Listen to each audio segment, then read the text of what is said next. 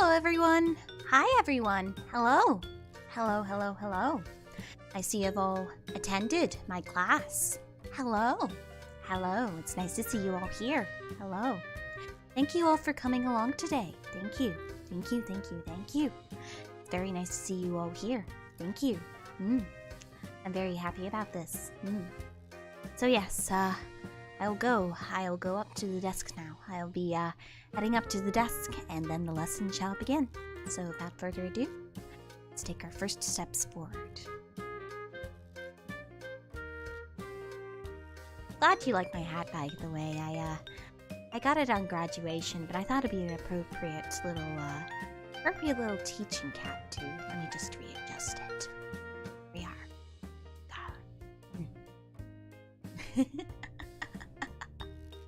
So yes, without further ado, let the lesson begin. Yes, welcome to Mado's VTubing. Mado's VTubing 101. This is a little informative class I wanted to give you all today to teach you all how to become a virtual YouTuber. I have a PowerPoint presentation ready, as well as a series of questions that I got asked throughout the week. Throughout the weekdays for this Q&A. So, without further ado, class, shall we begin? Yep, we're beginning now. All right. So in 3, 2, 1, I'm gonna head to the blackboard and we're gonna start our presentation. Yes.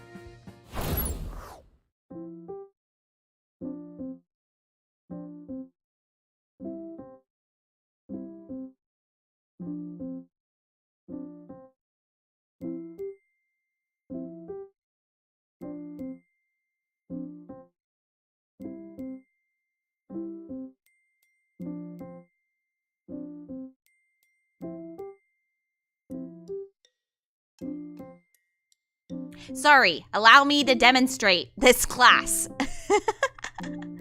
Sorry, there's an issue with my lecture mic up here. Yeah, but I'm all good now. So we are good to go. We are Gucci. Yes.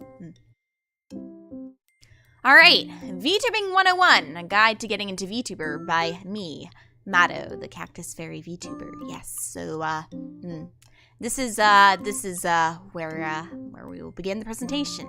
Yep. Yep. All right. First things first. Where should we start? Where should we start with VTubing? This is the first question. You know, when you go into VTubing, when you make that final decision of like, hey, I want to be a VTuber. I want to start this thing. It's kind of a lot. It's kind of a lot because you see all these people with their fancy models and whatnot and streaming all the time and stuff, and you're just like, where the hell do I begin? Where do I go? Where do I start? And you know, about a couple of years ago, about nearly 2 years ago, I was in that same position. I was in that position of, yeah, I want to be a VTuber too. I want to stream. I want to stream as a cactus fairy online. But where do I begin? But enough of me dilly-dallying. I need to go and get one thing straight out of the way before I get into the important information. Everyone starts somewhere.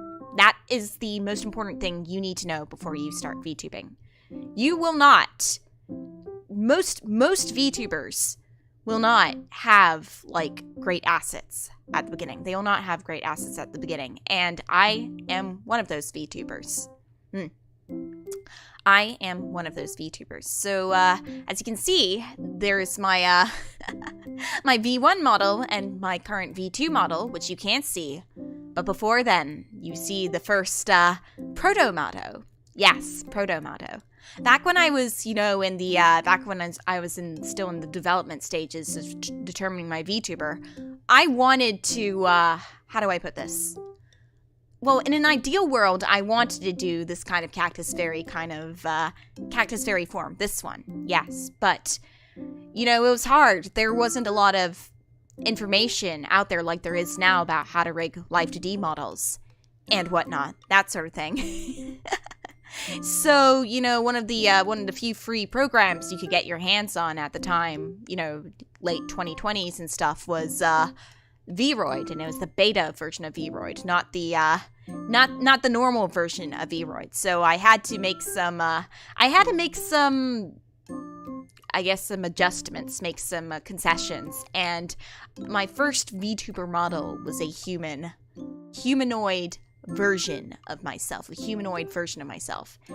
As you can see, it was not very pretty. It was not very pretty. I was actually only going to be using her for VR chat initially. Only for VR chat initially. This is completely new information, by the way. This is completely new information. I have never told you any of this before. This is like the first time I've ever shown this model out in publicly. Yeah, this is the first time I've really shown this model publicly. So yeah, this was the, that was that, but I thought eventually, hey, my V-roid model looks kind of ugly. This V-roid model looks kind of ugly, and so then I went on to create Mado V1, which would be the model I would use on debut at the end of 2020. So there was that. There was that.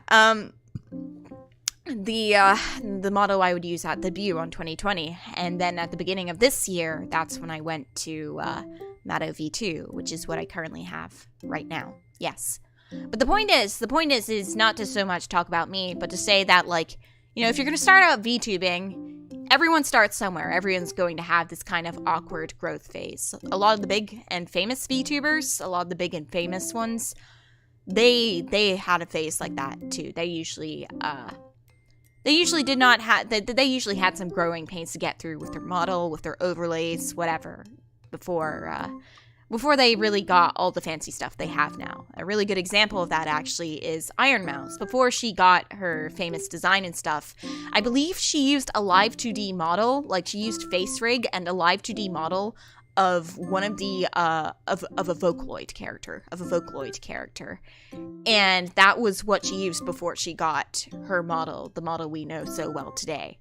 So yeah, no, even big streamers have gone through this too. Everyone goes through this. So yeah, no, don't be embarrassed. Don't ever feel ashamed. Basically, don't ever feel ashamed of going through these growing pains, because it's the only way you're going to get better. It's the only way you're going to get better. You will get somewhere eventually. So just take it from me. I showed you the proof that I went through it. You will probably go through it too if you're planning to be a VTuber. Yep. All right, next up. So there are two absolutely necessary components to becoming a VTuber. Like, you know, when you see a lot of VTuber tutorials, you get a lot of information at once.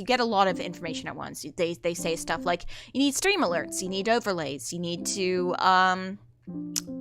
you need icons, you need emotes, you need badges, that sort of thing. You need all this, all that.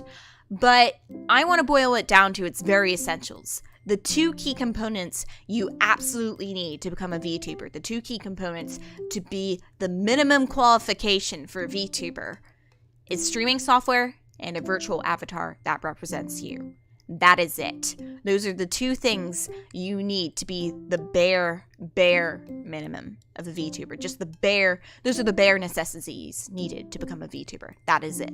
This guide that I'm making will also assume that you have hardware suitable for streaming, such as a gaming laptop or a home PC. Now, I should also make an addendum here. When I started, those who have been watching me stream for a while, know that I did not initially have a PC set up for streaming. I used my old 5-year-old MacBook to stream a lot of my initial content. Yeah.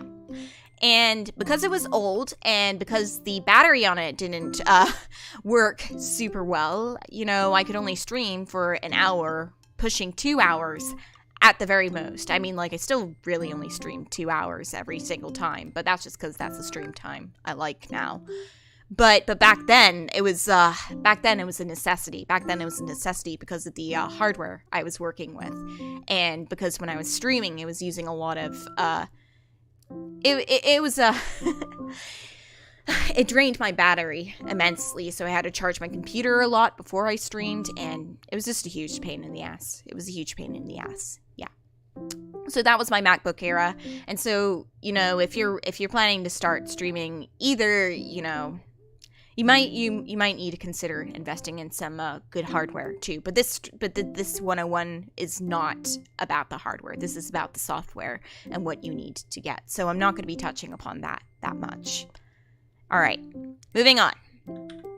Streaming software. Yes, there are streaming software. We're going to get onto one of the key components immediately. So the two pieces of streaming software that are popular with VTubers are OBS Studio and Streamlabs OBS, or Streamlabs as it's currently known, I think. I'm not sure whether they updated the name or not. So OBS Studio, as I wrote on here, is a free open-source broadcasting program that's popular with professional streamers.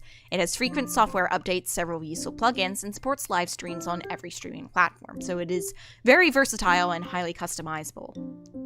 Streamlabs OBS is also free as well, and it's a broadcasting program developed by Logitech as an improved version of OBS Studio. It is a very intuitive UI featuring a built-in chat widget and a simple setup process, so it's easy for beginners to navigate. I've used both of these pieces of software, so I can talk about my experience more with each of them in depth, but we'll get to that when we get there. So the first things first, let's talk about OBS, pros and cons. So the pros are that it's very easy to set up for recording clips, which are useful for channel growth. So, OBS is great for streaming. As you know, I'm currently using it for streaming, but you can also use it to record clips of yourself too. So if you want to capture a funny moment and share it with prospective viewers and stuff, you can just set up this. You can just set up the recording to do just that, and it's a lot of fun. It's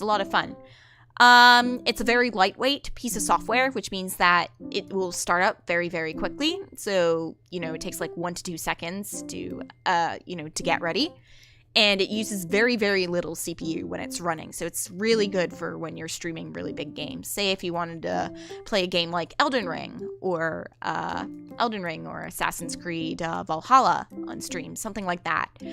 And OBS would probably be ideal because again, it's lightweight, so it wouldn't impede with your FPS in your main game and stuff. So it's very optimized for that. There's also a massive amount of plugins available for OBS, and because the program's open source as well, you can kind of modify it to your liking too. So like if there's something specific you want in OBS, such as like there's one plugin I have in my my version of OBS, which is called the automatic. I believe it's called the automatic, the transition table. That one, yes. So the transition table is useful in case I want to use very specific transitions when I go from one specific scene to another specific scene. OBS can do that. Because, and it can do a whole lot of other things because there's a big community around the program, and you can just customize it to whatever your needs are. So it's good like that. And finally, OBS updates frequently. So you're going to get a lot of update messages from the developers saying like, oh, OBS needs to update. Would you like to update? Blah, blah, blah, blah. And it's good that it updates frequently because it shows that the developers still very much care what they're working on. So it's still a actively improved project, OBS. And it's also just, it's also just a good, it also just shows that it's going to continue to improve in future, and it'll continue to be optimized even more in the future, which is exciting. I like OBS a lot. Now, there are two major cons to OBS specifically for VTubers, and that is the UI may be intimidating for beginners. I definitely, when I first opened OBS, I was definitely very intimidated when I saw the program because there was a lot of there's a lot of bits and pieces that were involved with it, and I was like, what's going on? How do I put everything together? It was kind of scary. But once I had everything figured out, it was pretty smooth sailing from there. So it has a little bit of a learning curve, compared to Streamlabs, but once you get there, it's fairly simple to use. It's fairly simple to set up and use. The other issue with OBS is that it lacks certain streaming specific features, such as an integrated chat function or stream alerts. So what this means is that when you boot up OBS and you stream, you're not going to get like a specific source that's dedicated to a chat widget or something like that, a custom chat widget, or you're not going to find a source that's dedicated to, like, stream alerts whenever you receive a new follower or a new donation, something like that. So, yeah, it doesn't, it lacks those features. You have to kind of manually put them in. So it's a bit of a hassle. And that's also why you don't see, like, really fancy text boxes, really fancy chat widget with my streams or stream alerts with mine. Also just because I'm not a huge fan of, like, those sorts of things too. Yeah, those things are separate from OBS. So just keep that in mind before downloading it. Now, next up, we have the competitor to OBS, Streamlabs OBS, or Streamlabs. So the pros of Streamlabs is that it's really user friendly, so it's ideal for streaming beginners. It was the first program actually I used when I started streaming. When I think during the first 4 or 5 months of me streaming as a VTuber, I used Streamlabs OBS, and one of the things I did like about it was that it's just very easy to get a grips of. They tell you where everything is. There's a really easily usable chat widget, etc., etc. Yeah. So yeah, like I said, the second point says built-in streaming features such as chat widgets, donation alerts, and inbuilt overlays. So yeah, no, they provide a lot of the stuff for you compared to OBS. So, like, you can just download free overlays from the Streamlabs website. You can just type in customize your chat widget within the program itself. And you can also make little custom donation alerts or stream alerts, that sort of thing. So, yeah, no, it's easier to put a lot more of that technical, fancy stuff in Streamlabs OBS. Another good thing that it has, too, compared to base OBS is it has a test widget, which can help you prepare flawless live streams. So what this means is that you can test how your streams will look in practice compared to, in theory, without actually streaming it to a service. So it's really good for, making a stream with flawless transitions, that sort of thing. It's really good for, like, heavily staged streams. And finally, it also has built-in multi-stream functionality. So if you wanted to stream to multiple platforms at once, say you were a VTuber and you wanted to stream to both Twitch and YouTube, you could do that with Streamlabs OBS. With base OBS, you can't do that. With base OBS, even though there's a wide diversity of platforms you can stream to, you can't stream to several platforms at the same time without, like, some outside help with, another piece of software or something like that, like Restream or whatever. And then the cons of Streamlab, one of the biggest cons for me personally was that the CPU usage for Streamlabs OBS was a lot higher than for base OBS. So a big part of, during my MacBook era of streaming, a big part of my MacBook era of streaming, part of the reason I think my battery went down so quickly was because Streamlabs was taking up a lot of CPU from my computer, so it was putting a lot of pressure onto it. So that's just something to be aware of if you choose Streamlabs as your program of choice. It's probably not ideal also if you're playing, like, a heavy game, a big game, or something like that. Certain plugins and features that Streamlabs has to optimize your streaming experience are also paywall locked. OBS does not have this. OBS is completely free, but Streamlabs OBS does have some paywall related stuff. Thankfully, none of the essential stuff is locked behind paywall, but there's some nice stuff like, modded bots or stuff like that. It's going to be behind it's going to be behind a paywall. And also it's much harder to install plugins of Streamlabs OBS as well. Like, yeah, it's a lot harder to install, say, like VST plugins, like you could do with you can do with Streamlabs OBS. So you can't make it's harder to make your sound feel as nice in Streamlabs OBS than it does here. That's just another thing to be aware of. So in terms of which one is best for you, if you want a simplified, user-friendly approach to streaming and your hardware can withstand higher CPU usage, then Streamlabs might not be a bad first choice just because it's so user-friendly and so accessible to beginning streamers. But OBS is better if you just want a lightweight and versatile piece of software that's great for both streams and clip recordings. I mean, Streamlabs OBS can do this too, but I just don't recommend it as much because of the high CPU usage.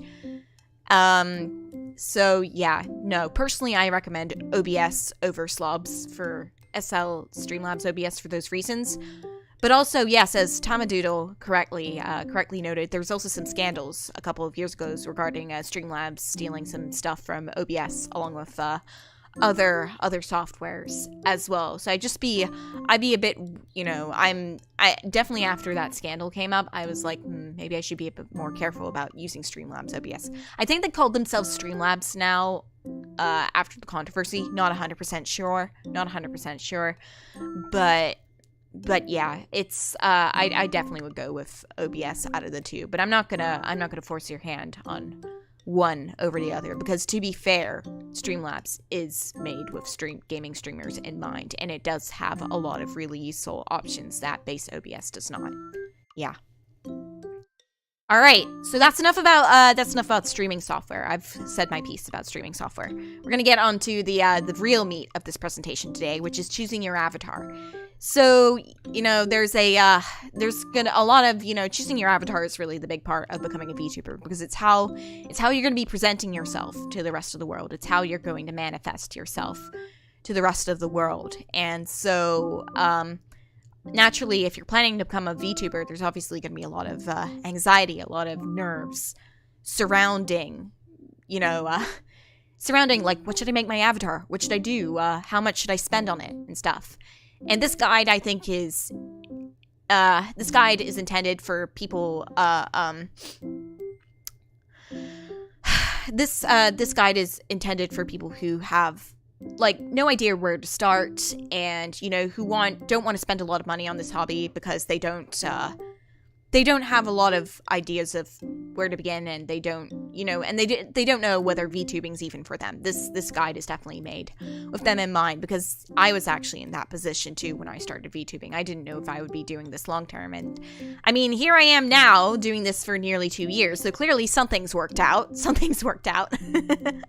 but yeah, how do I put this?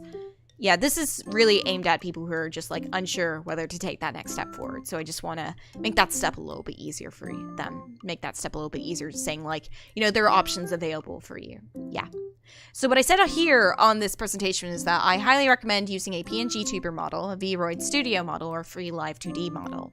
These choices are budget friendly, so you can figure out which avatar type you like best, or even if VTubing is your thing at all. So yeah, without further ado, I'm going to go into detail for each one.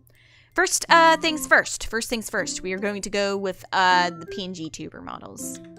So, a little cameo from my PNG tuber slime. Say hello to them if they ever come into the chat. But, PNG tubers are a type of 2D VTuber that uses PNGs or GIFs for their expressions. They're simple enough to make, but with enough setup, they can be just as expressive as their live 2D counterparts. So as you can see, with slime as my example, they can go from speaking to being quiet, depending on whether their voice is activating their avatar or not.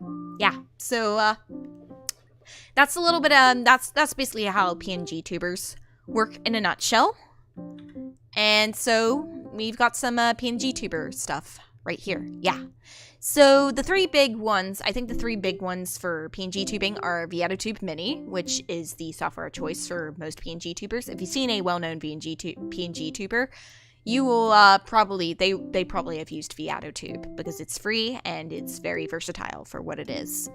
It offers many expressive animations for the PNGs and GIFs you load in, and you can use hotkeys to switch between them too. So if you need to change your PNG tuber's expression and stuff, if you need to change their their expression or their pose or whatever else, you can do that in this program.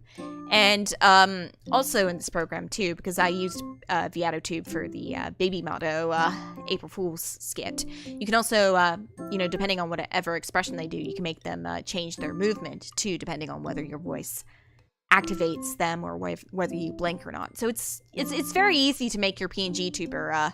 It's very, very easy to make your PNG tuber quite elaborate and quite expressive. Yeah. The next one is Honk. It's a software for more elaborate kinds of PNG tubers. So not only does it have the, you know, simple blinking and lip flap stuff, it also includes lip syncing features, so you can make your PNG tuber actually spell out phonemes. And it has mouse tracking features, so like you can use your mouse to make your PNG tuber's eyes, make your PNG tuber's eyes follow your mouse to make it feel more realistic too. The thing about Honk, though, is that it's not a free piece of software like VTube or what, like not like that. It's, I think, around $12 bucks, which is fair given that the software, as far as I'm concerned, is made by an independent developer. So it's worth supporting them if you like the sound of the technology on display. But I need to throw that out there. It's good stuff, though. It's a good program, though. And then finally, there's GazoTuber, which is a specific kind, a PNG tuber software that behaves similarly to reactive PNGs or GIFs on Discord. It's a little less developed than the other two, as far as I'm concerned, as far as I'm aware. But it's, if you want a really simple kind of PNG tuber, something that's good for collabs or something like that, it's not a bad place to start. Really, whatever software you want to pick is up to you. Yeah. Dave, you're also correct. You're also correct when you say that that's, you can get pretty elaborate with with PNG tuber stuff as well. You know, fairly recently I came across a came across a PNG tuber who was like this duck artist or something like that, and they were like incredibly elaborate. Like they had tracking for like whenever they were they had like a hotkey expression whenever they were like drawing, whenever someone was patting their head. It was really elaborate pieces of animation, really good stuff. So you can get very elaborate, very expressive with your PNG tubers, and it's not, you know, being a PNG tuber doesn't mean that you'll connect with your audience less. You can make, if you put in a little bit of elbow grease, you can get something really special out of it. Now a little tutorial on how to find some art for your PNG tuber. If you can draw, you can just open up your drawing program of choice and make your PNG tuber. As someone who has made several, you've got to place your PNG tuber's eyes, mouths, gestures, and all other interchangeable parts on different layers so that you can toggle them later. You should also You should also use a canvas that is 2048 by 2048 px and with a transparent background. The former specification is the maximum resolution that most PNG tuber programs can handle. The latter specification enables your PNG tuber to appear without a background in the program. So yeah, those are just like some little tips from me. If you're planning to make your own PNG tuber, you need to keep these specifications in mind so you can have a PNG tuber that's you know, that looks good at a high resolution, and also, you know, also doesn't have any fragmentation or weird background bits in the background, so it just looks nice and transparent, that sort of thing. If you can't draw, you can commission an artist to make your PNG tuber for you. Just be sure to check their terms and conditions, particularly if you plan to stream commercially. So, like, a lot of artists, you know, will probably charge extra if you plan to stream commercially instead of as a hobby. So just be aware of that. Because, yeah, if you're planning to earn money off of it, we'd like us artists would like to be very transparent with you. We need that. We'd like to be paid for making something commercial too. So just keep that in mind. Yeah. I also recommend in advance making a Pinterest board and or sketching out a rough design of how you want your PNG tuber to look. That way, the artist you've chosen can, you know, create a character that fits what you have in mind. So, like, I'm not going to disclose any details, but one of my PNG tuber commissions, I got, the commissioner, she gave me a very rough sketch of what she wanted her character to look like, and that helped me a lot with, and also a very long description of like what exactly she wanted to see with her character, and so that helped me design her. So yeah, no, it really does help artists. It really does, because it gets them a better sense of how they want to design their your PNG tubers. So those are just some little tips. Yeah. So if you can't draw, or if you don't have the budget to commission an artist, the next slide will give you some options to consider to make your PNG tuber. So if you're PNG tubing on a budget, if you don't have the budget to commission an artist, or if you can't draw, there are a couple of websites you can use to get some pretty art of the character you want to see. And those two websites are Carrot and Picrew. So Carrot is a website that contains several free and elaborate character creators, from chippies to beautiful boys and girls. And there's a lot of options available. There's a lot of it's very, very versatile. You can, give your characters heterochromia. You can give your characters patterned outfits, etc. You can make them all different sorts of species. It's pretty cool. It's all sorts of humanoid species. But yeah, they're very, very elaborate and very, very fun to play with. Even just like as a OC maker or whatnot. But they're great for PNG tubers too, so I highly recommend them. The company also offers a service to turn your character into a live 2D model, and they are, they're totally fine with, VTubers profiting, making, using their work and, commercially or whatnot. They just ask that you don't redistribute their work as your own, that sort of thing. So, yeah, they're fine, they're fine with you using their stuff for VTubing, but if you wanted to take it to the next level and you wanted to transport the design you made in their character creator to a live 2D model, I mentioned that they also offer a service called Carrot V, and Carrot V is the service that can turn your character into a live 2D model, and they have different tier packages that enable you to have different ranges of movement and stuff. So that's just that's just a little extra bonus too if you like the design you made in Carrot. The other website I put up is Picrew, which is a website with several artist-made character creators and avatar generators. So you can use these for PNG tubers, but you can also use these as like avatar generators as well, say if you wanted to create avatars of your character for social media and whatnot. Each of these generators, however, are created by like sole artists or by like small artist teams that sort of thing, but usually by sole artists. And so they have varying terms and conditions depending on the artist. So I strongly, strongly, strongly recommend you should get permission from the original artist to use them for PNG tubing after checking their terms and conditions listed on the Picrew.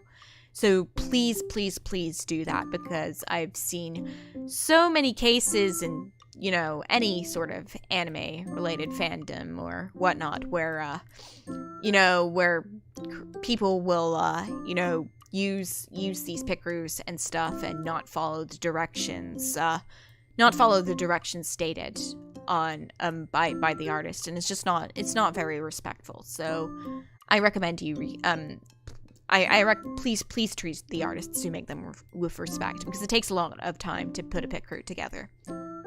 So yeah, those are the two PNG tubing services I recommend. So next up, we have V-roid models. This is another popular choice with beginning VTubers. Specifically VTubers who want to be 3D VTubers versus 2D VTubers. They're very popular because V-roid models are very easy to set up, very easy to make, and there's a large community around them. So yeah. So they're a type of 3D model made within the program V-roid Studio. They're easy to customize because you can draw features directly onto them, such as hairstyles and clothing textures. It was designed by in collaboration with Pixiv, I believe, with artists and designers in mind to make the process of modeling things in 3D or making 3D characters easier for them since it's treated more like just drawing things in 3 dimensions rather than drawing on a 2D surface. So that's the concept behind V-roid. And as you can see in the back is a lot of the beta V-roid models, and in the front of those 2 fashionable people, those are the V-roid models that currently represent the program. There's a third one as well, but those are the 2 I get. Those are the 2 I want to show off, really. Yeah. Now, there's a common misconception around V-roid models that they are poor quality, and you can immediately tell if someone has made a V-roid model when they are VTubing. Like, I think especially with male VTubers, you're going to see a lot of that, a variation on the hair sample male model, like you see in the presentation. You're going to... when you think of V-roid models, you think of that or some variation of the hair sample female models of the kind of weird, shiny, oily rendering the base V-roid models have. Yeah. But I want to tell you right now that this is not the case, because these are also V-roid models. These are also V-roid models. And so what I want to emphasize is that V-roid is a tool. It is not an indicator of quality. How you use the tool, will kind of reflect the quality, is more indicative of the quality you'll get out of it, really. So, you can get a lot of really beautiful results of V-roid too. If you just go into the V-roid hub or whatever, you can see a lot. There's a showcase of some of the most popularly received models in recent times, and a lot of those models are really, really beautifully modeled. But yes, these models are all V-roid as well. They're all V-roid, but they've been very carefully considered, very carefully modeled. So yeah, no, you can make some pretty incredible stuff in the program too. And I just wanted to say this is totally possible. This is totally possible. So I just want to put that out right now. You can look good. You can look good. So there are 3 popular pieces of software that people can use for their V-roid modeling. I am not an expert on these pieces of software. The only one I have had some sort of experience with is Mitene, which is a 3D VTuber software that's very easy to set up for beginners and stuff. But all 3 of these programs are good, but they have slightly different goals with each of them. Yeah. Mitene is just a 3D VTuber software that's simple to use for beginners. You can just set it up, drop your VRM V-roid model in there, and with a webcam, you're pretty much good to go. VC Face is 3D VTuber software with a focus on high image quality and robust tracking, so you can get better results with it, particularly if you have add-ons as well, like hardware add-ons for tracking. And then Luppet, which is, I think, the only paid version out of the 3 I've mentioned, is 3D VTuber software that specializes in waist-up recording from a webcam, but it's also very elaborate, too. Like, you can use an HTC Vive, I think that's what it's called, for Luppet. So you can do, like, really elaborate hand motions or facial motions in Luppet. So it's really good for close-up stuff. So a lot of the more popular 3D VTubers, I think, use Luppet. But these aren't all. I should also say that these are not the only pieces of 3D VTuber software out there. There's a lot of other examples, such as VUP, Widio, and Wakaru. So it's good to shop around if you're thinking about becoming a V-roid or a 3D VTuber. It's really just a lot of shopping around and figuring out what program is best suited to your needs. Really, it's really much about that. Unlike the kind of 2D VTubers, 3D VTubers have a little bit more choice. So, with customizing your V-roid models, if you can draw, you can just download V-roid and customize your VTuber from there. I highly recommend, just in my experience of working with V-roid in the past, I highly recommend exporting your textures from V-roid Studio and drawing them and rendering them in your digital art program of choice. When you re-import them back into V-roid Studio, your model will look much better than if you drew the textures within V-roid Studio itself. This is common practice issues with like 3D modeling in general, unless you kind of want to do the textures in program. But yeah, it's I highly recommend doing it in your art program of choice because it'll just render better. For extra features such as wings, animal ears, or props, it may be worth learning how to do some basic modeling in Blender, which is free. If you can do that, if you can modify your VRM model in Blender, you can get some really, really cool results. Some of the stuff that you find on the V-roid hub, some of the models that you find on the V-roid hub are like, have been modified with like Blender and stuff. And so they have some really unique aspects to them as well. So I highly recommend, you know, giving Blender a shot as well. It's a little like the OBS or Clip Studio Paint. It's a little bit of an intimidating program at first, but once you get the hang of it, it's actually not that hard to model some simple shapes in there. And I think simple shapes are all you're really going to need if you're planning to just elaborate upon the base you had provided in your V-roid model. So like if you, I don't know, say if you wanted to model a hammer for your character. If you wanted to model a hammer for your character, you would just need to model 2 cylinders and then join them there and then give it to your character. It's pretty simple stuff. If you can't draw or if you don't like customizing in V-roid, I didn't, you can commission an artist to make or texture your V-roid model for you. There's a large community of artists who specifically make custom V-roid models. Check out places such as our V-roid or the V-roid commission hashtag on Twitter for more details. Again, be sure to check your chosen artist's terms and conditions, particularly if you plan to stream commercially. So just keep those things in mind. There are dedicated communities just to V-roid modeling and V-roid commissions, so it's worth looking into them. If you're planning on modifying your V-roid model further. So now we're gonna get on to the budget-friendly options for if you can't draw and if you don't have the money to commission an artist. So we'll go from there.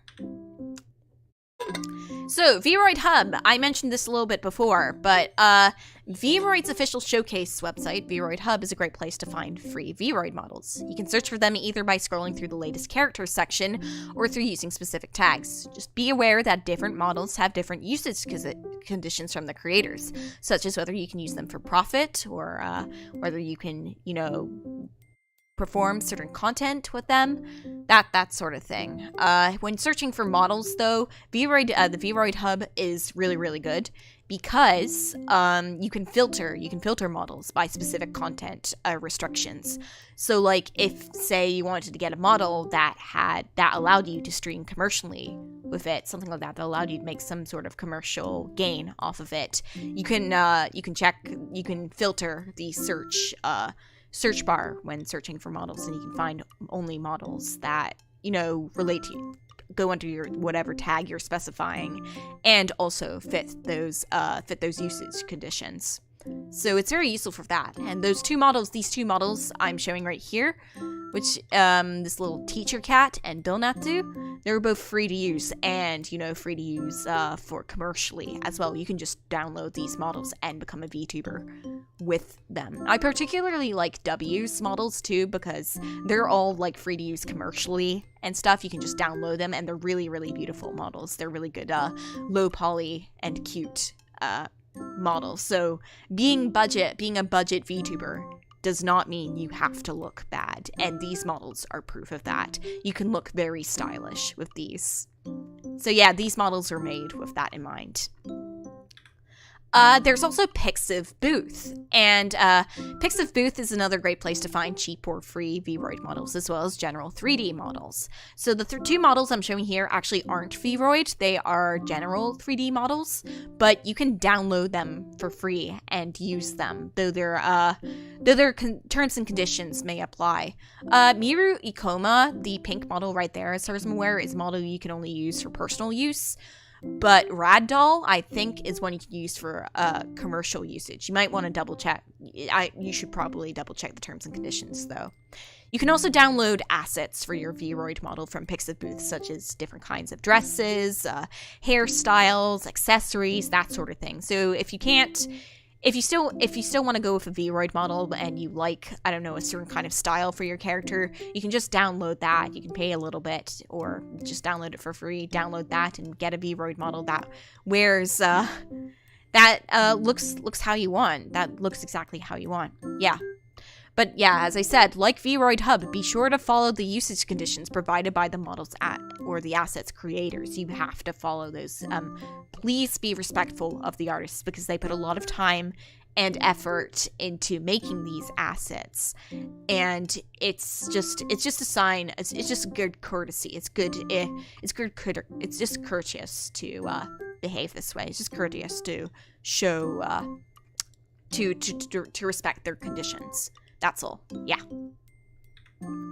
So finally, we're getting on to the big one, Live 2D models. Live 2D models. These are the most popular kind of models in the VTubing community, but they are also the most complicated to get into, and we're going to go into why in just a moment as someone who has rigged and made her own Live 2D model, which you can see for yourself. So, if you've seen a VTuber, if you've seen most VTubers, you probably know what a Live 2D model looks like. I mean, you're looking at one right now. I'm a Live 2D model. These models are made by separating a 2D illustration into intricate parts, then rigging it into Live 2D. So you can see this was one of the sample models that Live 2D likes using in its presentations and stuff. So that's just an example. Wait, hold on. Yeah. So there are three kinds of there's three main pieces of software that a lot of Live 2D artists like to use for their work. They like to use it for the work, and those software pieces are VTube Studio, Live, and FaceRig. VTube Studio is the one that most Live 2D users would use. It is what I use, and it is really, really good because it updates really frequently. It has a lot of plugin compatibilities. You're allowed to pin accessories to yourself, so like including Live 2D accessories as of right now. So you can customize your VTuber even further there. You can like change the you can like change the colors of individual parts of your Live 2D model. To put it simply, VTube Studio is the creme de la creme of VTube software. It is the very best you can get. And while you can download it for free, like you can download the base version for free, but I do highly recommend buying a license to access all the features it has because Denchi, the main developer on VTube Studio, has been doing a lot of work on it, and I've been supporting VTube Studio since before it went on release in Steam. I've been supporting VTube Studio for a long time. It is really, really good. I wrote in the description that it also offers versatile facial tracking methods. So you can use basically whatever kind of facial tracking method you want with VTube Studio. It has webcam compatibility. I'm using it from a phone. I think personally the best kind of tracking is from a phone, but you can also, if you buy the licensed version, I think you can also unlock the webcam compatibility as well, and it's quite sophisticated stuff. The fact that they just offer so many ways of so many facial tracking methods makes it just really, really good. The ideal version of VTuber software.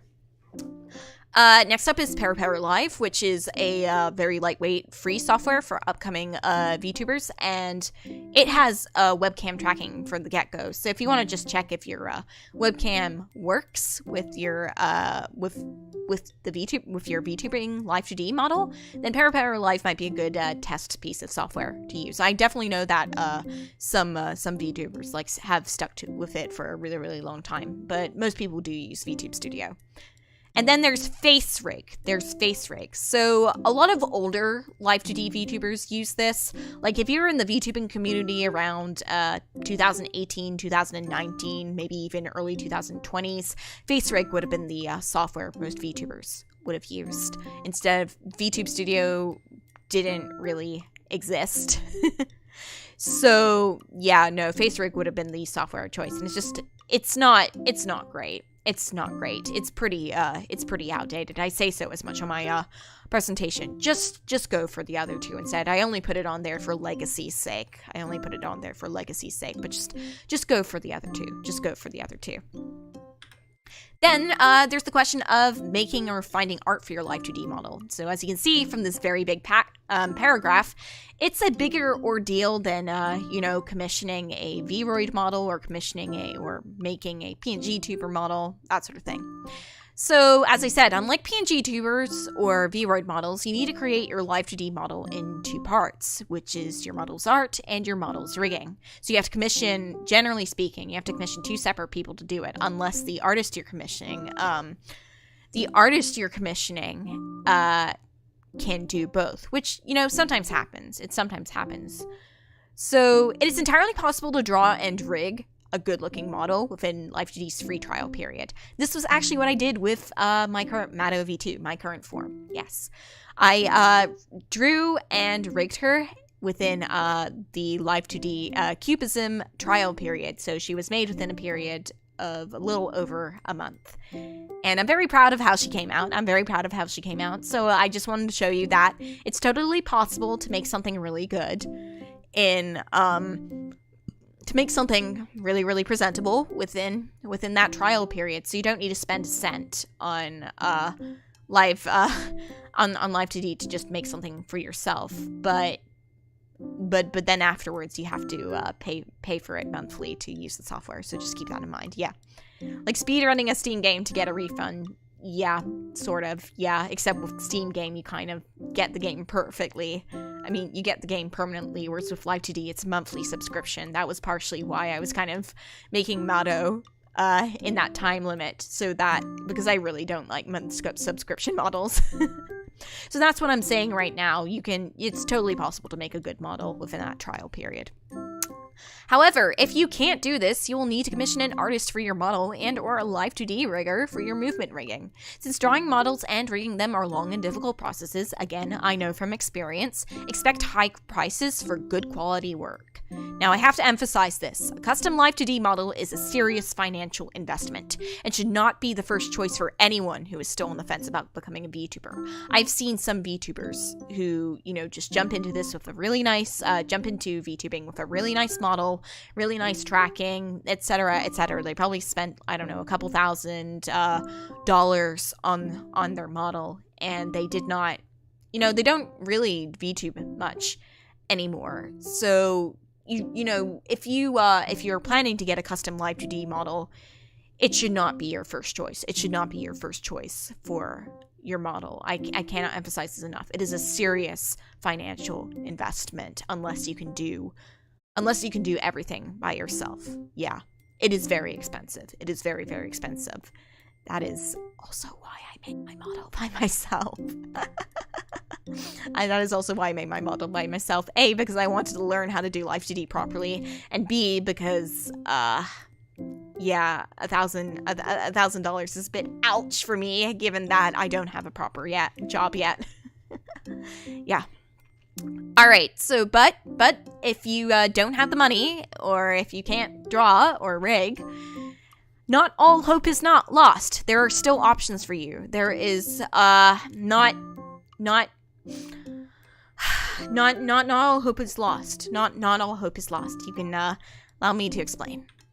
So, Pixif Booth actually does contain quite a few free Live 2D models for your usage. So, like V-roid models and other 3D models, Pixif Booth is a great place to find free Live 2D models to stream with. These 3 ones that I'm showing right now, they're all free. They're all free to use and download for your own streaming. Yeah. Be aware that the creators of these models may apply very specific usage conditions to them due to the time and effort needed to create these works. And again, please respect these creators' guidelines. I have seen some other 3 free Live 2D models where the creators have had to say, like, you cannot use these free models anymore without explicitly contacting me for permission, because people went out of their way to disrespect their creators' permissions for the models. So I cannot emphasize this enough. If you're going to go down this route, you have to pay attention to the terms and conditions. If you can't read the Japanese terms and conditions, use DeepL or Google Translate or something. You'll be able to get the gist of what those terms and conditions are. So, but follow them. You have to follow them. You have to. I cannot emphasize this enough. These models, again, take a lot of time and effort to make. So disrespecting the creator's hard work is just, it will be just a really, really sore point for a lot of them.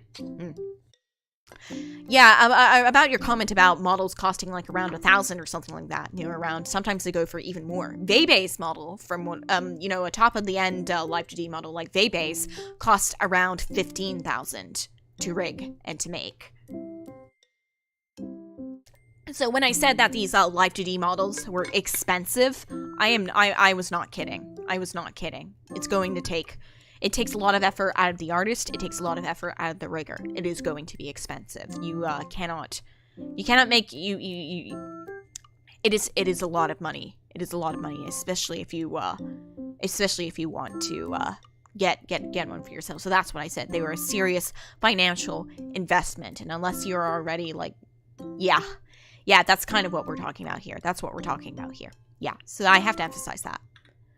I should also say too, before I get on to the next part, which is what comes after the avatar, that, you can also find some other free live 2D models on Twitter and stuff, but I'm not mentioning them here because those resources I will talk about a bit later, the Twitter finding resources and stuff. Yeah. All right, on to the next section. So, what comes after choosing your avatar? Very good question. This will talk about, like, what should you plan for in the future when you go out on becoming a VTuber. And so, this will be your VTubing checklist. This is a list of assets and services to get after you find your avatar and chosen streaming software. They aren't necessary to start streaming as a VTuber. Like I said before, you only really need 2 things to start as a VTuber. But they're good to have so that you can carve out your own unique identity online and build a following. You will need a YouTube or a Twitch channel. So if you're going to be streaming publicly, you'll need both. You will need these you will need those so that you can have a hub where people can discover your work. You'll need overlays, which may or may not include stingers and transitions. So, like, things that change from screen to screen, like so. Like the flower that appears whenever I change scenes. That's a stinger. You'll need a channel logo, so basically a branding of your name branding, so that people can immediately say, oh, it's this VTuber, that sort of thing. You'll need an online profile, so a card, a link tree, etc. So this will be kind of like another hub where people can see what other places on social media you're at. And then you'll also need social media accounts, like Twitter, Reddit, and TikTok. So if you want to communicate with people outside of streams, or you want to grow outside of streams, I highly recommend highly recommend setting up those sorts of accounts too, particularly Twitter and TikTok. I need to get to rebooting my TikTok again, but those are Twitter and TikTok are the really big ones if you're going to focus on growth and stuff. Then there are channel headers if you are on Twitch, like those little, so when you go to a streamer's page on Twitch and on Twitch and you see stuff like about guidelines, that sort of thing, that's going to be necessary too for branding reasons if you're going to be a Twitch streamer. There's emotes, which is just like, another way for people to express themselves, your community to express themselves within your streams. BGM, which is just like another way to characterize yourself, just like, like little background music for theme reasons, that sort of thing. Membership, loyalty badges, just to show the people who really are big about joining your community that they are a big part of your community and they want to support you in further ways. A community Discord is also good too, just for, for communication reasons. And then stream alerts, if you really want to too, just notifying people whether they donated or followed, that sort of thing. Yeah. Cohesive branding is really the important thing here. Also, Tamadoodle, will these, you're asking, will these slides be available in text format? Yes, I plan to upload a Google Drive of these slides, after I finish this VOD, I will upload a slide and I will pin it in the comments of this video so you can take a look through. I also make an announcement about that in my channel commentary, my channel community, so you can all just look through what I said together, and that would be good. Yeah.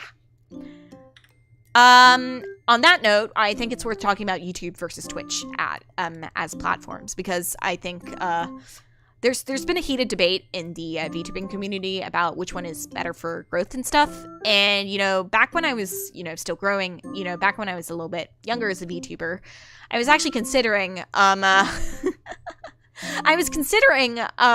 looking at, you know, possibly moving to Twitch, because some of my, a lot of, you know, indie VTubers use Twitch for streaming and stuff, and it really is a place that is optimized for streaming. Hell, the site was designed for that, but, in the end, I decided to stick with YouTube for my own reasons, and I think, you know, as I read the slides, you'll probably, you'll probably get a good idea why. Yeah.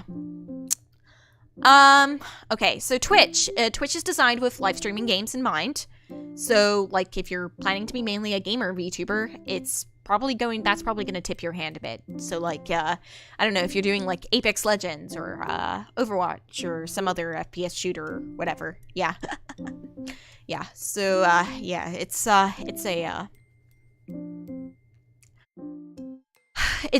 definitely something, if you like that kind of real-time gaming feeling, it's definitely something that will push your hand a bit. It's easy to get monetized on Twitch as well. You can become a Twitch affiliate really, really, really easily. The bar to clear is very, very low. And it's also ideal for growing an audience organically, because chat engagement is really encouraged, and you really do get there's a high level of streamer chat interaction in Twitch style culture. Really, really high level of that. So if you like that sort of thing, Twitch might be your thing. But there are a couple downsides to using Twitch as well. First of all, Twitch is kind of trigger happy with its banning stuff. So I don't know if you do, like, you probably won't be ban hammered if you talk about some suggestive stuff immediately, but the TOS has been getting stricter and stricter over the months. So you might, you might have your channel suddenly nuked without warning. So just be aware of that. Twitch also has some pretty terrible ads as well. Like, YouTube has annoying ads for sure, but those ads, like, only really last about, like, those ads are skippable, like, for 15 seconds or something like that. They're pretty easily skippable. Whereas on Twitch, those ads are always 30 seconds, and they are, like, they're super annoying. They're super, super annoying. They're super annoying to get. So that might also be a turnoff for your viewers as well.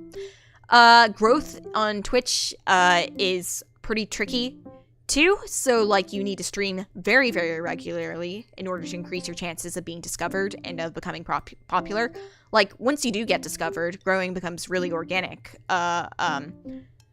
Growing becomes really organic from there, but you have to stream really, really regularly. Twitch requires that for discoverability purposes.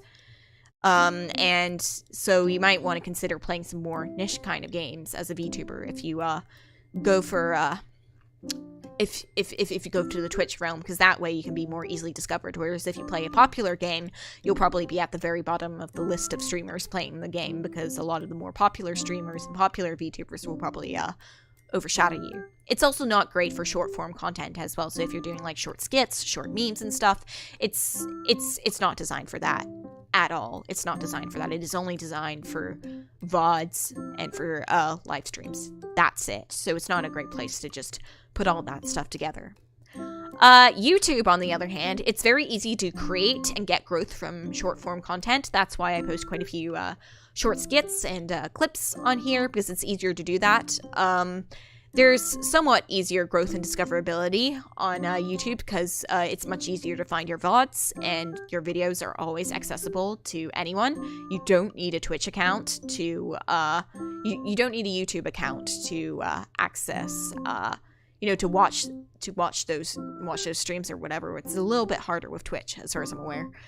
And there's better pay for monetization. You will get better paid because there are more monetization options. Because, like, there's there's the ad revenue, there's memberships, and there's super chats. However, the barrier to monetization is very, very high.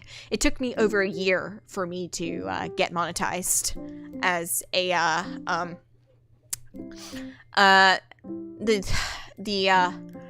It took over a year for me to get monetized. So it's really is.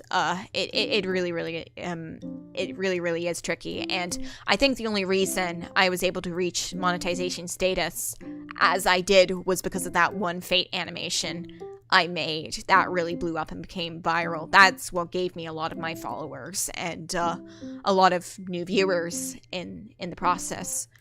So yeah, that was, I think, what enabled me to become monetized this year. I think if I hadn't made that animation, that would have probably been a lot harder for me. So just that's another thing to keep in mind. Yeah. The YouTube algorithm is incredibly strict. You've probably seen this from a lot of, short form content creators on video creators on YouTube as well, but it is incredibly strict on YouTube. You cannot show any sort of like violent or risque content on YouTube, because if you do, it could run the risk of your channel being demonetized. And the copyright stuff on YouTube is incredibly strict as well. Not that it isn't on Twitch either, but on YouTube, it's very strict. Very strict. So just keep that in mind if you want YouTube to be your choice platform. Jankerton, you said that the biggest thing Twitch has is community building via raids. The second YouTube implements something similar, well, yeah, YouTube has already implemented a sort of raid system where, like, YouTubers who are streaming can redirect. I think it's called the redirect function, where YouTubers who have finished streaming can redirect viewers to, another person's stream and then create a raid to come into there. So there is kind of a raid system in there already, but it definitely isn't as effective as Twitch is. Once YouTube does implement that, though, Twitch is definitely going to face serious competition. I don't like how much of a dice roll success on YouTube is, so I guess you get as many rolls as you want. Yeah, that's what it is. Yeah, it is very much a dice roll. Yeah, you have to kind of pray that the algorithm likes you whenever you put out a piece of short form content or whatever. And yeah, if it hits off, then you get a lot more subscribers, stuff like that. But if it doesn't, it doesn't, and that's the end of that. Yeah.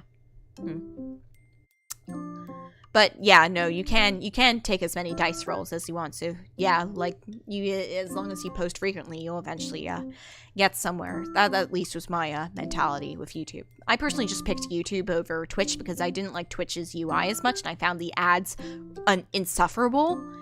And also, I like posting short form content as well. I like showing off my short form content, so I felt like YouTube was better for what I personally wanted as a VTuber. Next up, I want to talk about scheduling as well. This was actually something I forgot to mention on my VTuber checklist, but having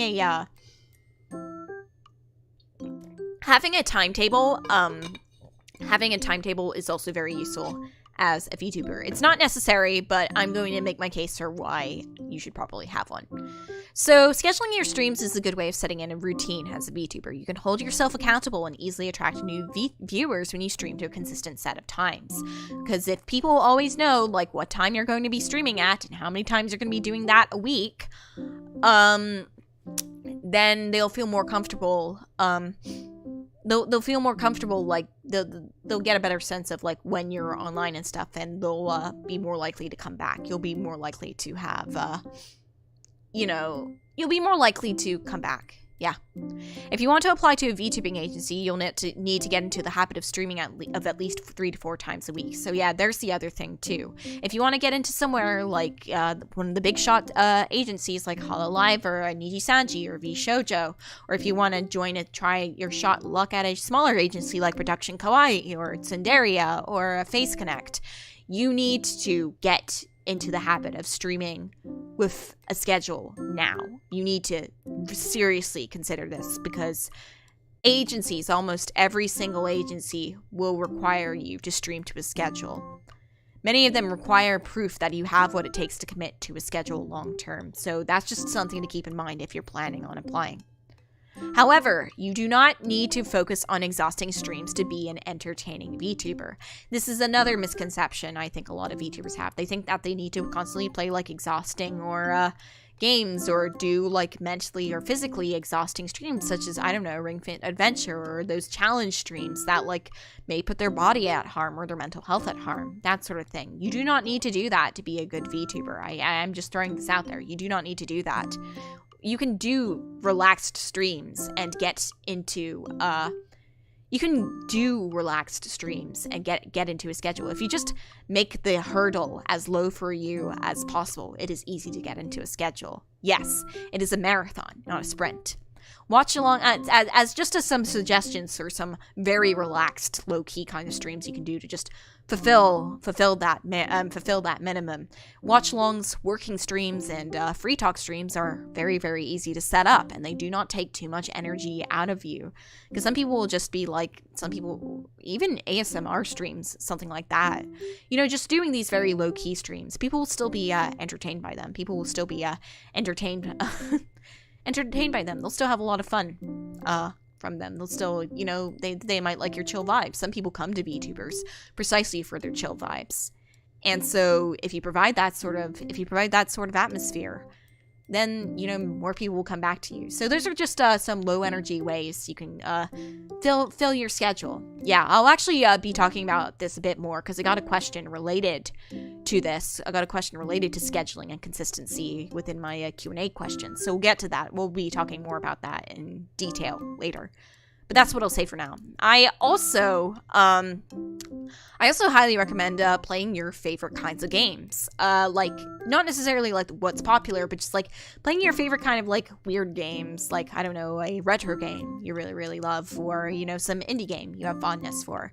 If you're really absorbed in something, if you're really absorbed in what you're playing, and it's just like something unique and fun, your unique choices will probably make you stand out more to potential viewers, and your immersion will not feel exhausting. It will not feel exhausting. I think a good example of that is whenever I've been playing Mother 3. The time goes by like whoop, because I really enjoy what I'm playing. I really enjoy Mother 3. It's so much fun to play. It's so much fun to play. I really love the game. And it's a good game. It's a good game, guys. But what I'm saying is that, like, you know, if you just pick something you like as opposed to what's popular and just play that, you could probably just get a reputation based around that too. I mean, like, Inugami Korone, as an example, has already built a reputation around herself for not necessarily going for what's popular, you know, with VTubers and stuff. Instead, she just goes for, you know, what she personally finds fun. It's why she mostly plays, like, a lot of weird RPG Maker games, or a lot of indies, or a lot of retro games. And, you know, it's kind of become entwined with who she is as a VTuber. It's become entwined with who she is as a VTuber. And so, you know, with that in mind, that's a good example of a VTuber using what they like personally as a great way to make themselves stand out from the crowd. So, yeah, no, definitely consider that if you're planning to as another kind of relaxed stream that can help fill up your week. And finally, the final part of the presentation is VTubing resources. So these are a couple of places I want to direct you to if you want to find more information on, like, you know, collecting you know, free assets to use as a VTuber or to meet other people who've been in this gig for a while, that sort of thing. You know, just good places to hang out and just get more information. So here's the 3 places I personally recommend. First of all is the subreddit Our Virtual YouTubers. This is a good place where VTubers can promote their streams, ask questions from other VTubers, and, you know, meet other VTubers too. Yeah. It also has links to a massive VTuber resource list and a catalog of auditions that are currently being held by VTubing companies, both the big ones and the small ones. So it's just a great hub for, like, all the latest VTubing news and just, like, promoting yourself. So I highly recommend that one. Yeah. There's also the Discord, EN VTubers. I highly recommend this one because it's one that specifically caters to English-speaking VTubers. And you can organize collabs with fellow VTubers, you can promote yourself, and you can also access other servers that are dedicated to refining your techniques as a VTuber or to accessing resource and stuff. As far as I'm aware, one of the servers linked has like a huge catalog of Twitter-only VTuber assets, such as overlays or like little hand gestures, stuff like that. So yeah, no, it's a great place to go. It's a great place to go and, meet up with others. Yeah. And then finally, there's the Twitter VT Resources, which is a Twitter account dedicated to retweeting and cataloging resources found on the platform, such as overlays, graphics, stingers, and more. So it's a great little hub for just finding useful and free assets to build your identity up as a virtual YouTuber. I should also say that this is only the tip of the iceberg when it comes to VTubing resources. There are plenty more Discord servers and communities where you can just go and show off your stuff or collect new resources or even meet other VTubers. This is only the tip of the iceberg, and I just want to give you 3 different samples on 3 different platforms. Just three places I personally really liked. So yeah, those are my 3 recommendations. I have a couple of other ones too, but those are the 3 ones I will strongly speak about right now. Thank you for the reminder that VTubing ultimately should remain fun for the VTuber too. It's also very reassuring to know that you're choosing games and shenanigans that you enjoy. Yeah, that is a big part of why I continue to stream every week. I make sure to pick stuff that I know I myself would really enjoy and would look forward to doing. If I don't enjoy it, if I don't look forward to doing it, then I would not look forward to the stream, and I would feel discouraged from doing it. Your viewers, everyone can tell if you really like what you are doing. If they can tell if you really like what you're doing, if you're really engrossed in what you're doing. So I think just playing to what you personally enjoy, play to what you personally want will make you a stronger VTuber overall. Many people want to use VTubing as a career springboard, and they may forget to have fun. I have to completely admit, during my first couple of months as a VTuber, I was one of those too. I was one of those VTubers as well. I did see it as a career springboard to, try and show off my stuff to, try and show off my skills to some corporate agencies. And while I haven't lost sight of, joining an agency potentially as a goal, I also realized that, I shouldn't have to force myself to do things that I don't like. I think I'd come across as more authentic.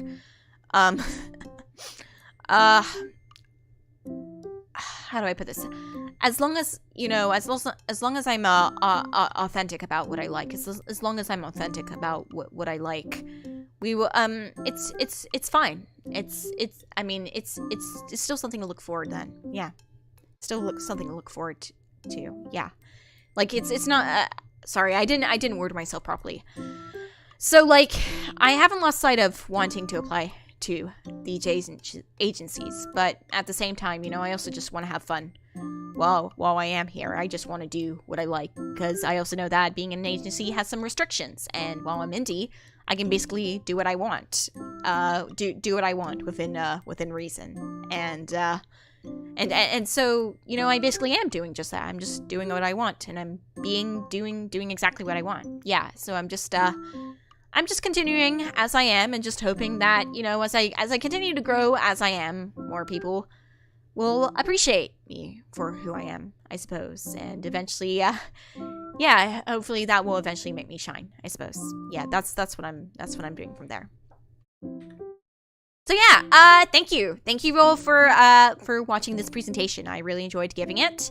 And I hope that all the information I talked about in this presentation helped you get a better sense of how to start as a VTuber, where to go from there. Yeah, it's, there's a lot more that I wanted to say and do in there, but I feel like I wanted to focus on the most important parts there, which were like the key components of VTubing, which were, the streaming software, the platforms, and the avatar choice, of course. Yes.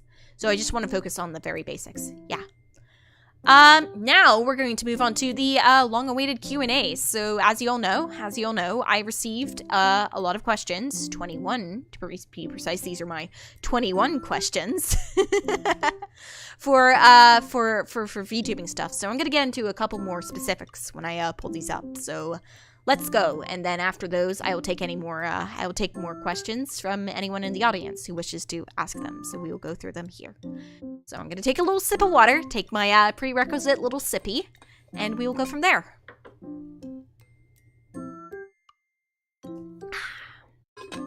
Okay, Q&A time. Let's go. Question number 1. How do you deal? How do you commit yourself to this and keep going? What drives you? I think that I think what keeps me driving in the end is because I want to see, what happens. It's kind of this curiosity thing for me. Just like to see, if I keep pushing myself forward, if I keep on treating this kind of like, I treat a habit, like brushing my teeth or doing exercise every morning, something like that, then, how will I, how do, if I just keep on treating it like that, then surely there'll be some sort of improvement. There. So I just treat it as like, I'm just going to keep on going. I'm just going to keep on, doing this hopefully every single week, and seeing where I get. It's really just that sense of curiosity of like, how will I improve from here? How will I go from here? Like, I don't know, if you were talking to the me from, like, when I was starting VTubing, I would have never thought that I would have reached this point where I have a V2 model, completely new overlays, a whole new PC setup, just specifically, just for this and for other things too, and that a lot of my skills in video editing and promoting myself have improved too. Yeah, so it's just, I think just a desire to improve myself and just to see where will I go next, and, will I eventually be able to go somewhere with this? It's this feeling of like, you know that saying that goes like, if you keep on walking, eventually you'll reach a destination, or eventually you'll go somewhere. That's kind of the attitude I'm going with this. Just kind of like, if you keep on going with VTubing, if you keep on streaming every single week, and you just, are consistent about it, eventually something might happen. You will reach a destination, and something will happen. So that's what drives me. That's what drives me. Yeah. I think it's also just knowing that all you guys will come to consistently watch my streams too. It's that sense of routine. It also adds a bit of routine to my life as well, and gives me things to look forward to every single week. Like, I always look forward to Sundays because I know I get to continue Mother 3's story, and I really love the game. And so it's just like, yeah, it's just let's keep going and see what happens. That's really what it is. Just doing what I enjoy, making sure I have something to look forward to every single week. So that's how I keep pushing myself forward, and just, watching and seeing what happens next through just adding to this bit by bit, adding to my stream portfolio bit by bit, that sort of thing. So that is what drives me, that curiosity. Next one, Terra Rose asks, how do you deal with stinky poo-poo people? And if there is a conflict in your community, how do you resolve it? Okay, since these questions are interlinked, I might as well answer both. So, dealing with stinky poo-poo people, like trolls or whatever in the chat. Basically, back when I didn't have moderators and stuff, back when I didn't have moderators in my chat, I just silenced them. I just silenced the stinky poo-poo people myself, the stinky poo-poo bots or trolls or whatever, myself, and try not to give them too much of my time and energy, because with those stinky poo-poo people, as Terra Rose puts them, what they intend to do when they come into your chat is to try to get a reaction out of you. They're trying to get you upset. They're trying to get you to read their hateful name, or they're trying to get your attention and stress you out. But the only way you're going to stop them, the only way you can win in that situation, is if you don't give them what they want, because what they want is for you to be sad. They want to discourage you from going further. So the way to deal with that is just to calmly block them, or if you have moderators, just sick them on them. Yeah. Just get rid of them. Get rid of them. Don't say anything. that sort of thing. And they will not be able to get the satisfaction of getting to you. I've dealt with many a troll and weirdo in my stream. And, you know, both myself and my mods have dealt with this personally. And that's the way forward. Yeah, that's how you deal with stinky poo-poo people.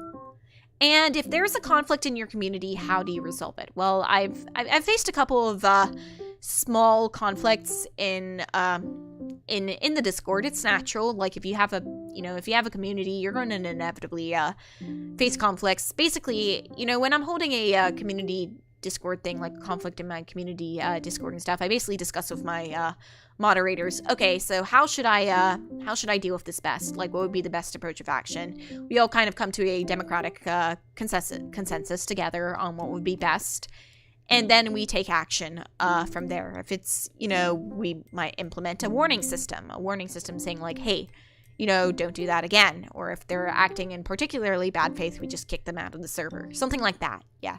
So it's just kind of like having a tolerance policy and check, and having kind of like very set rules, very set moderation policies, that sort of thing, yeah.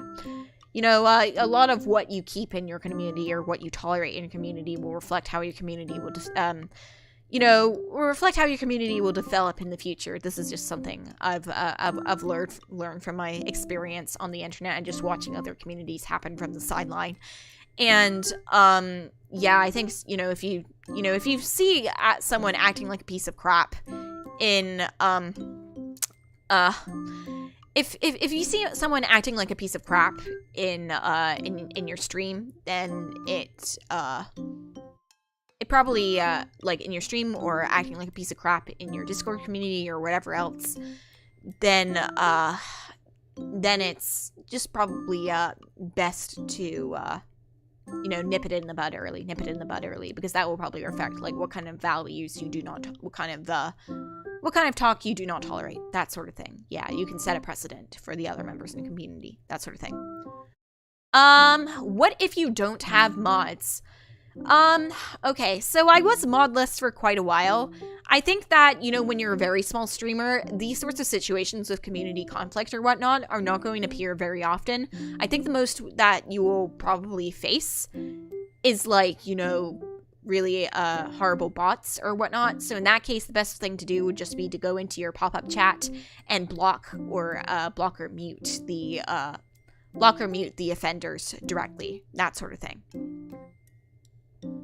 So that would be the best thing there if you're small. If you do have a significant viewer base, you might want to take some of your more trusted, closer viewers and instate them as your mod, because they know, you know, as your community grows, probably the people who have stuck with you the longest would be and know what you tolerate and do not tolerate best as a streamer will be the best to instate as your moderators. Just the people who get you, get what you stream, etc. Yeah, that is why that is a big part of actually why Dave and Gigi are my moderators. They've both been with me since the beginning, and so so they know what I do and what I don't tolerate, and that is why they're my moderators. They can act in my best interest. I can trust them to do that.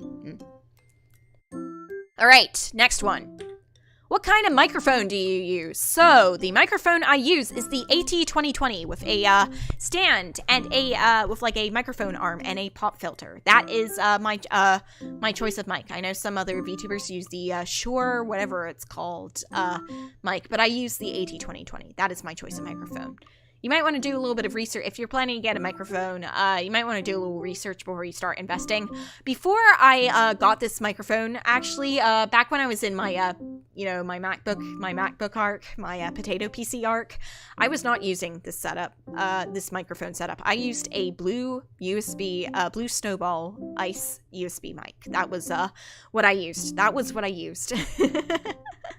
And it actually sounded pretty decent. It actually sounded not too bad. So you can, if you're starting out and you want to get like a decent mic for streaming, the Blue Snowball Ice is not a bad starter one. It's pretty affordable too. If you go on like a place like Newegg or something, you can get a pretty great deal. You can get a pretty great deal as well, where you get the Blue Snowball mic and you get a pair of really nice Tascam TH03 sound headphones and also a pop filter as well. Yeah. So yeah, there's a really good deal with that too. So if you want a great like starter kit for a decent stream, a decent stream kit, a decent starter stream kit. That's not a bad place to start. Yeah. Will you be doing any more animation anytime soon? Yeah, just as a side question. Yes, I do. Again, I have another one in the works. I've got quite a few things on my plate. I know I keep on saying I have one in the works. I know. I really want to get it done, but I have this comic project I need to work on, guys. I'm sorry. I just put on more projects for myself. I'm sorry, I'm just like this. Yeah. Alright. Big hooray and happy milestone, Mado, to, 2 years of VTubing. Well, it's more like a year and a half, but I just rounded it up for the sake of rounding up. How do you feel after being active for nearly 2 years? From a lovely, longtime commenter of mine, Nokia00. So, okay. I feel good. I feel when I feel good after, this year and a half or so. And I mean, in spite of a lot of the crappy stuff happening in the world, like what happened today, you know, in terms of my own progress as a VTuber, I'm very happy with where I am right now. Of course, I'd like to grow even further, you know, get even stronger, that sort of thing. I'm very close to 10K right now. So I want to reach that goal soon. That was one of my big goals when I debuted as my V2 self. But yeah, I'm hoping, you know, I'm very happy where I am. I enjoy what I'm streaming. I enjoy doing this. I enjoy doing this consistently. It brings routine and it brings joy to my life, and I like it. It's good stuff. Yeah, good stuff. Do you use OBS Studio? If so, how do you make your stream transition animations? Yes, I use OBS. I use OBS Studio. That is my stream software of choice. I used to use Streamlabs, but OBS is now my stream of choice. So, in terms of the how I made my stream transition animations, that's pretty simple. Basically, what I did was to implement like these custom stream transitions animations, you need to basically create a stinger for your OBS, for a stinger in OBS, and the stinger allows you to upload a custom video as your transition, basically. I made the transition itself in After Effects, so as you can see, let me demonstrate. Go back to the classroom here. So yeah, the flower going here, back like that. I made that in After Effects. And what I did was I made a video that had ARGB in it. I exported as with ARGB compatibility. So the A is really important. The A is important because that's the alpha channel. And what that enables you to do is that if you made a video with a transparent background in After Effects, it means that the transparency will be preserved. Yeah. So yeah, basically you just make the make your video and whatever, make sure it has a ARGB compatibility, then export it like that, and then to time and then you just time your stream transition by by frames instead of by time, so that if you time it by frames, you're probably going to get better results of changing from one scene to the next. There's an option there. Like, actually, let me just check my transitions right now. Let's see, transitions. Scene transition. If you go to scene transition, you click options, and you click properties. What you get here is you say, you go into the files, you upload that. The transition point time you want is frame as opposed to time. And you go to frame, and then you adjust the frame as needed. You just use the frame as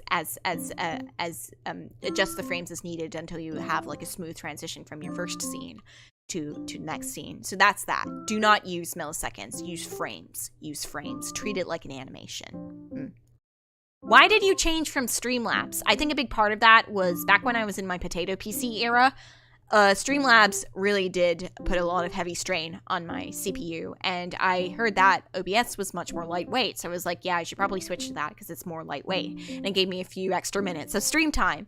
Now since it's a software I'm used to and it's much more versatile than base Streamlabs, I just use OBS because I personally like it. So that's that. There are a couple of things I do miss from Streamlabs, namely the prettier terminal chat widget functions. I tried implementing, back a couple of days ago, I tried implementing a much prettier chat widget in a much nicer chat widget in OBS. And using the Streamlabs dashboard, and it didn't work out as planned, so I need to continue tinkering with that. I'll let you know how my progress goes, but if it works, you'll probably be able to see a much nicer looking chat. So far, though, it's just been kind of looking weird so far, so yeah. Right now, I'm just kind of being like, ugh, there's some stuff I still miss about Streamlabs, but this is better in the long run, I think. Yeah. Most unique VTuber you've ever watched, know of. So there are a couple I can think of off the top of my head.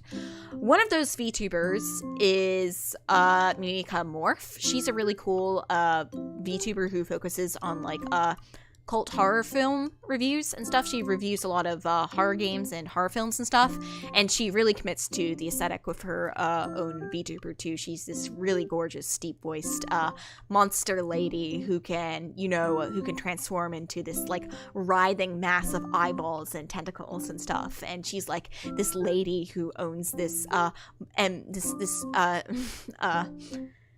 This lady who owns this laboratory called the MBD Monster Factory. So she basically like creates all these different monsters. There's a lore purpose to her watching all these horror media too, because it's how she gets inspiration for creating a lot of her horror creations. So I think she's really cool. I think Mimika Morph is really, really cool. Another one I really, really like too is there's this another one I really, really like too is that there's this like small group of pixel VTubers too, and they mainly talk via like text box and stuff. They're all monster themed as well. I'm trying to remember what they're called, but they have the really unique like and gorgeous little pixel style, and I highly recommend them because they really commit to the retro aesthetic. It's really cool stuff. It's really, really cool stuff. Yeah. So those are the VTubers I could think of when I think of like very, very, very unique little VTubers. I also think Whisper VR is another really great one too. She's very cool as well. She has a really cute robo model there too, and she really uses her text-to-speech voice to her to commit to her role too, like the whole robot thing. She really does the role well. Yeah, so Whisper VR is another great one as well. Those are the three main ones I can think of too. If you can remind me of what the VTuber group with all those little pixel VTubers are called, please remember. I think Gigi knew who they were, but I don't see her in chat right now, so I'll have to probably ask her later, I'm afraid. All right, next question. Hello! What methods for growth works best for you from your experience?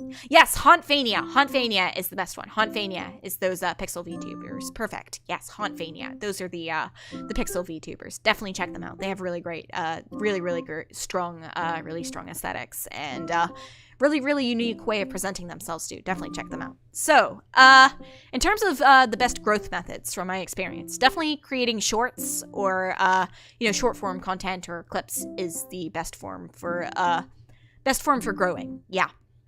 Like, it's all well and good to stream consistently, because I do stream consistently. I continue to do that, but I need to get back into my short form content game, because short form content is the best way to get new eyes on your videos. Like, clips are a great way to showcase to new viewers, hey, this is what I'm like in stream. This is a funny moment that happened in stream. If you come along to a future stream, you might see another one of those moments live, and you get to laugh and cherish those moments with me, that sort of thing.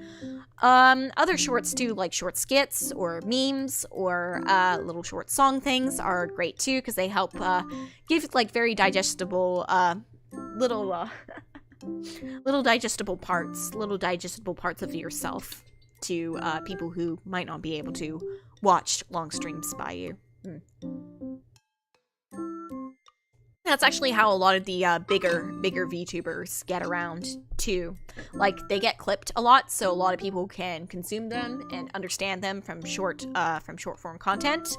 They sometimes make short form content themselves in the forms of music videos or little skits and stuff, and so people can get a sense of what their sense of humor is like, as well as what their community's like in jokes are, that sort of thing.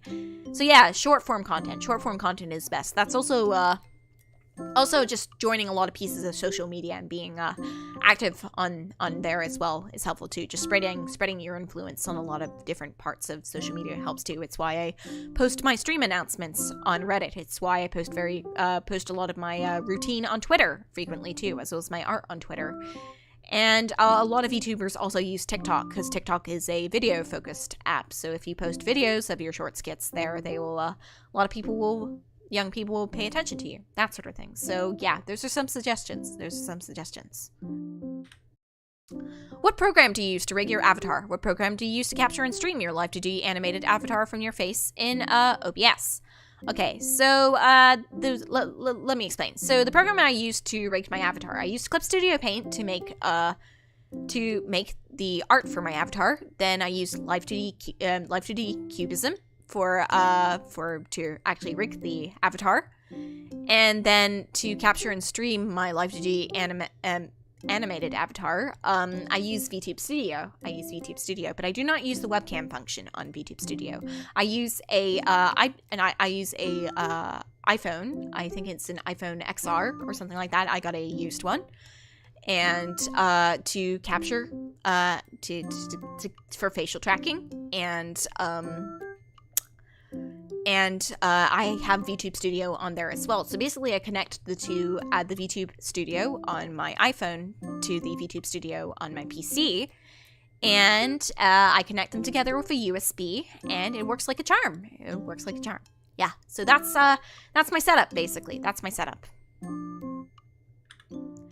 Why is it so common for VTubers to have a debut stream, and what do they do during these streams?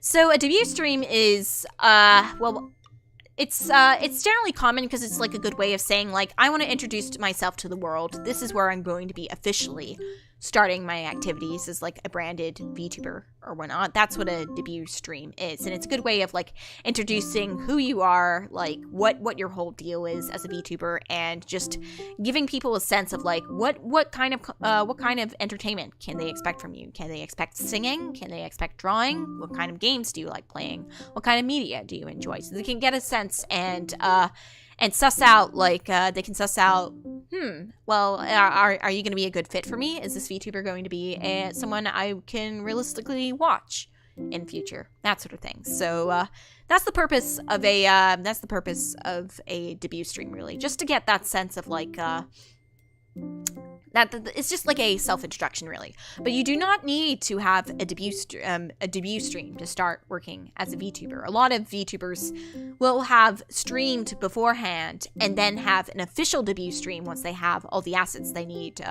put together, that sort of thing. So they might do some like practice streaming and stuff. They might do some practice streaming beforehand on Twitch or on YouTube and stuff, just to get a sense of like what it's like to get into the routine of streaming. Yeah. And then they have a debut stream to like fully introduce themselves, like in everything. Yeah. The other purpose of debut streams is to watch them on anniversary and cringe. Yeah, no, they're also great too, because if you stay around long enough as a VTuber, you can see how far you've come since then. Much like when I watched myself. It's much like when I watched myself from a year ago, and I was like. I think this was about a week or a couple of weeks right before I did my V2 debut, but I just noticed how much I had changed since my debut stream. yeah, it's a good way of it's a good landmark stream to say this is where I am at the beginning, and then when you come back to it months or even years later, you can say this is how much I've grown since then. That sort of feeling. It is very useful, too, because debut streams also get a lot of attention from prospective viewers as well. So they're good ways of getting attention from a lot of people. People like seeing new stuff, introduction of new things. So a debut stream is just a good way of introducing yourself. Yeah. It's a good way to establish your current image. That is why debut streams happen. Next question. How do you feel about collabs in general? What would be your advice, opinion there? Also, any dream collabs? I would love to collab in the future. I've done one collab before, one joint collab, where it was a joint Among Us game on Halloween. So that was a lot of fun. I'd love to do it again. I really would.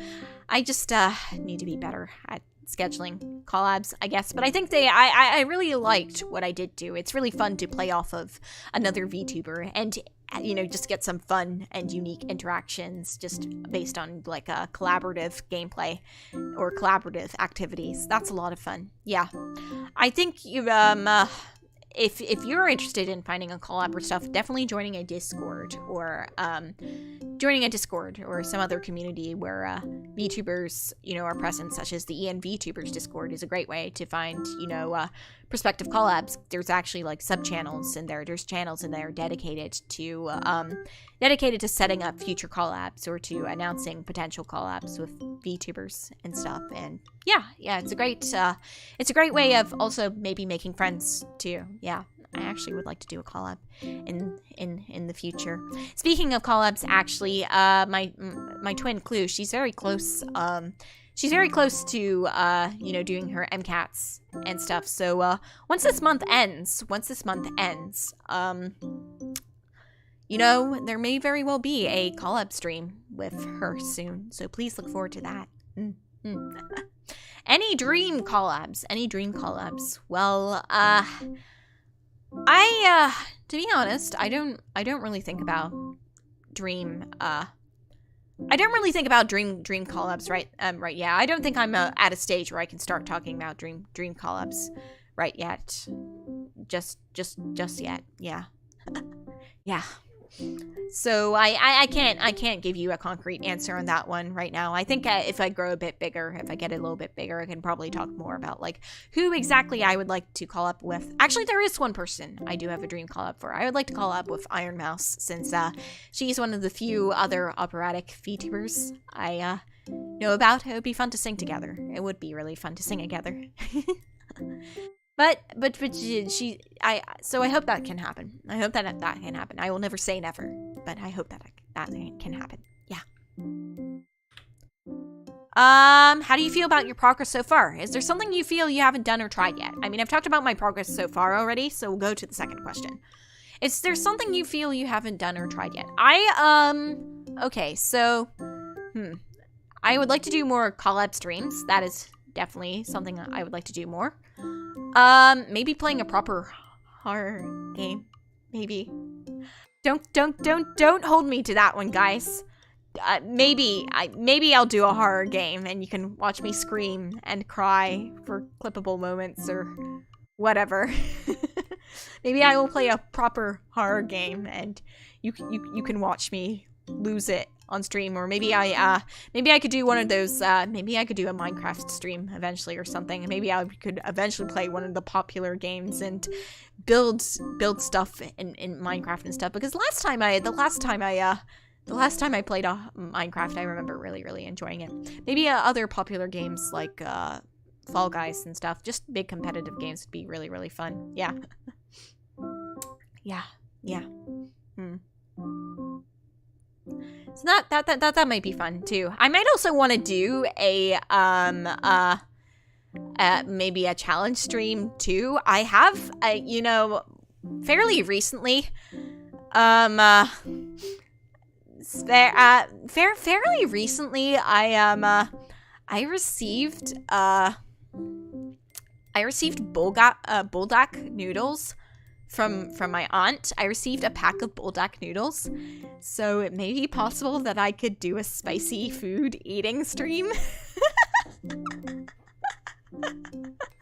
Yeah, I did a flip 100 times so I could do even more challenge streams in the future. I set a precedent for that, and it's entirely possible. But yeah, I have buldak noodles, so so it's very possible I could do a spicy food stream, or even like a, you know, actually there is a kind of stream I seriously do want to do though. I want to do one of those like candy tasting streams, like those worldwide candy tasting streams like Kiara does, because I've always wanted to try more candies from across the world, like candy boxes, and I love candy.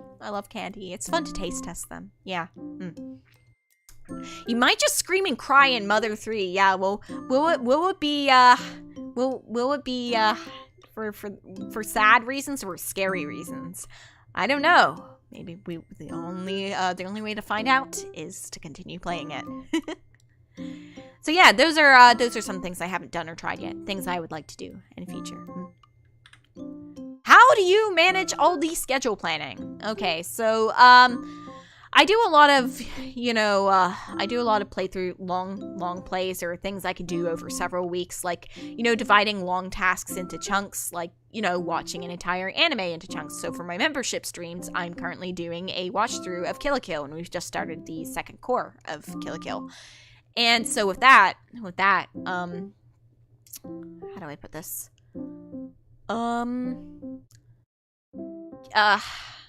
You know, I've been dividing it up into four episode chunks. So, you know, I can just schedule in the next 4-episode chunk for next week, and so forth. And so it's very easy to put that over, like, several weeks. They're not hard for me to do. Same goes with my long plays, too, like with Mother, with Undertale, with Bowser's Inside Story, that sort of thing. They're very easy games to just schedule over several weeks.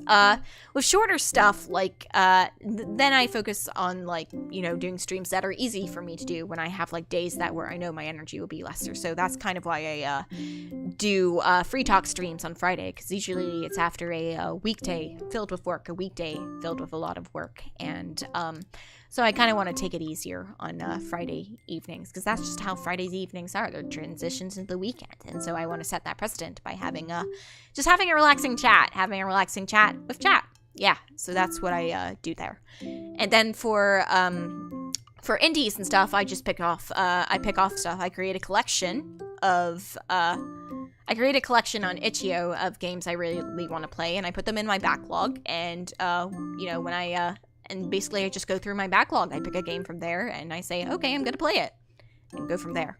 And then there's, like, the creative streams, but those are pretty self-explanatory, really. Yeah. So, in terms of managing all the schedule planning stuff, when it comes to actually planning the schedule, I just kind of organize my my time around when I know I'll be free, when it will be best for me to stream. So 4 p.m. is usually the time I stream at, because it's late enough in the day where I know I have other work I need to get done, because as you know, I'm a morning person. So I tend to get a lot of my important stuff done in the day, and so streams are more of a, like, kind of way for me to unwind and stuff. So yeah, that's where I put my that's where I schedule my streams, in places where I know I can just wind down a bit and just do things that are more fun, I suppose. Yeah. I also make sure not to do, like, not to do 7 streams a week, you know?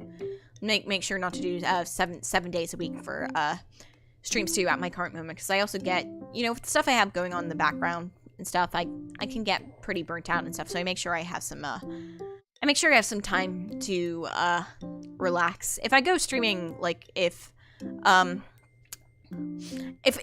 go streaming at I don't know, if I stream for some corporation, if I start streaming like as a job or something like that, then that might change. I might stream more frequently. But as it is right now, this is what I can do while I'm juggling with other things like searching for a job or working on projects, that sort of thing. Yeah.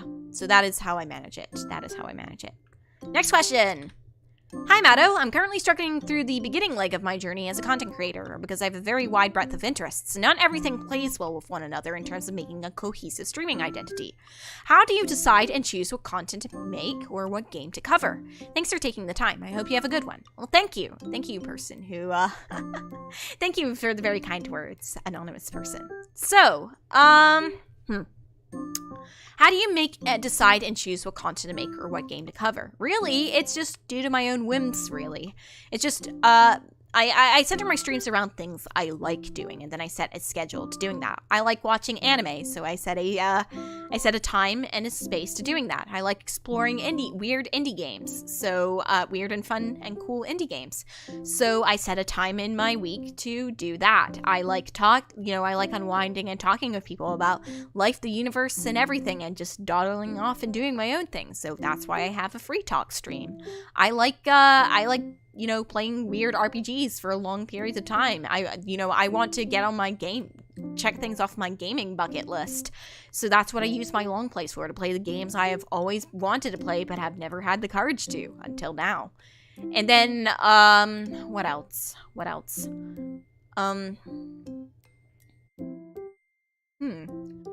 There was animated. And then sometimes I do concert streams as well, because I sing. Really, it's just like, it's really just based on, what I enjoy. There's not, you don't need to have, this whole concept of like a cohesive streaming identity or cohesive branding is, well, it's really what streaming is you're just kind of like presenting your personality. Being a VTuber is presenting your personality through like an animated avatar or whatever, and maybe a little bit of made up backstory and lore, that sort of thing. It's really just presenting yourself. So really, if you just follow your interests and just cover streams based on said interests, you're probably going to stream more often. It's easier. It's easier to do. Just follow what has personally interested you. What are you personally curious about? Like, I don't know, if you're doing a watch-along stream, like, hey, I've always wanted to watch this anime, but I've never had the motivation to do it until now. Wouldn't it be fun if I set up a watch party with my viewers to watch through this anime? That would be a good example. Or, hey, I've always wanted to play through, I don't know, let's say Dark Souls or whatever. I've always wanted to play through Dark Souls. So maybe you can just set up a stream to play through Dark Souls. That sort of thing. Yeah, streaming seems like a great way to dig at your game backlog. That is exactly it. If you just treat it as a way of like, finally approaching those things on your backlog, that's a great way of approaching streaming. And if if you like certain things, like, I don't know, let's say you're a streamer who's really into, I don't know, tokusatsu shows and stuff, you basically develop a cohesive streaming identity over, just being consistent about what you're attracted to, really, or trying out those things. Yeah.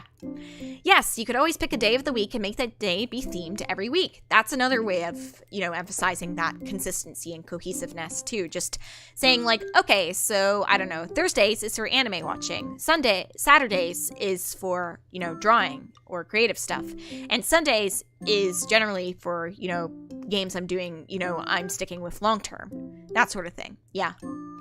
So, yeah, that's how I think about it. Anyways, I hope this helps a little bit. With just, thinking about what exactly you want to schedule. Sometimes I do actually have trouble thinking about, I don't know, what indie games I want to cover, stuff like that, or what I want to draw. So it may help also to, like, turn to your audience and ask, okay, like if you have a large enough community or something like that, you can turn to your audience and ask, okay, so what game should I play in the future? And they might give you a few fun suggestions. They might give you some games you might have not considered before. Yeah, that's my advice. And then I got this really lovely comment from Mofumoku, who I saw in the chat earlier. Hello, Mofumoku.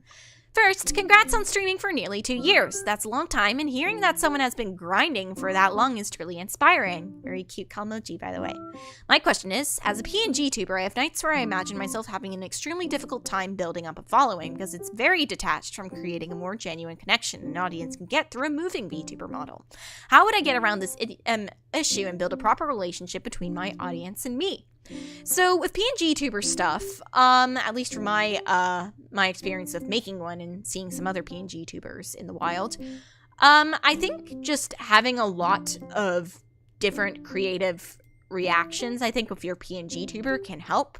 Like if you have like some hotkeys to create like a lot of different fun reactions for your PNG tuber, you'll kind of get that sense of interactivity between you and your audience immediately, even if it's not like tracking your face quite like a live 2D model does. There's this one PNG tuber who was like, I think I mentioned them before when I was talking directly about PNG tubers in my presentation, but there's this PNG tuber who is like this duck artist and stuff, and they had a crap ton of all these different moving parts of their PNG tuber, like all these different animated parts and stuff, and that made them really engaging to look at as a result.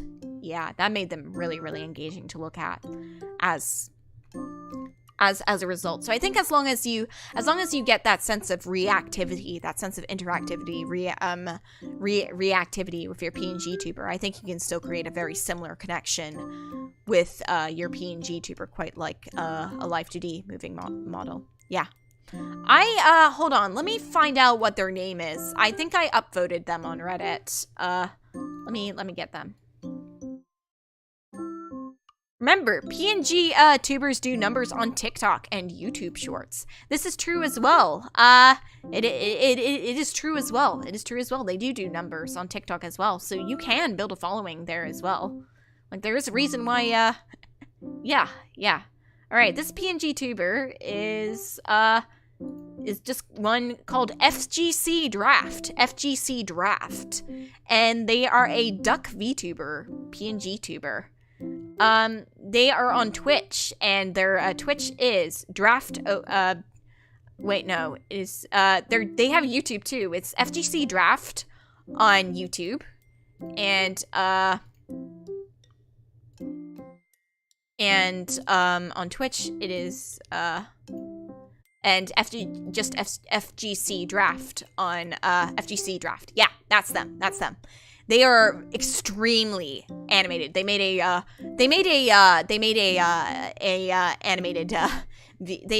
showcase on Reddit of their PNG tuber, and it is legitimately one of the most impressive. There is they are one of the most impressive PNG tubers I've ever seen. So they prove that you can still be engaging as a PNG tuber. Nothing should stop you from being, no limitation should stop you from being engaging. You do not need to have live 2D to be engaging. Okay. What prompted you to use YouTube or other platforms, i.e. Twitch or otherwise? Would you ever consider swapping over? Earlier in my VTubing career, I did consider swapping over to Twitch. A lot of my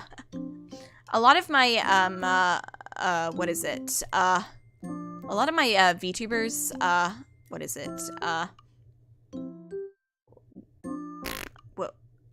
brain fart, sorry. A lot of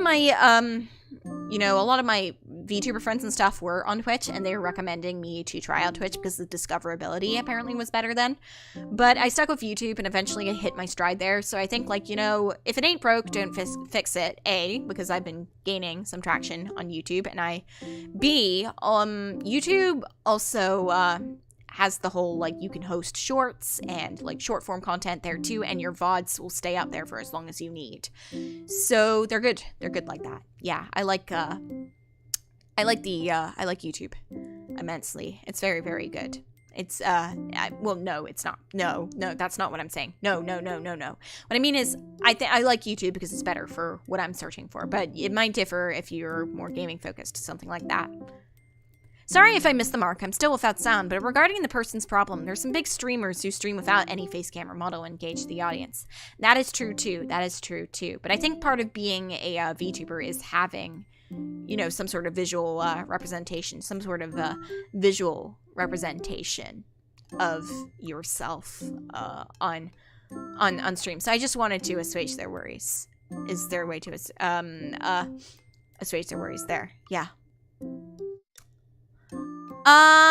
Is there a way to balance between the two, Twitch or YouTube?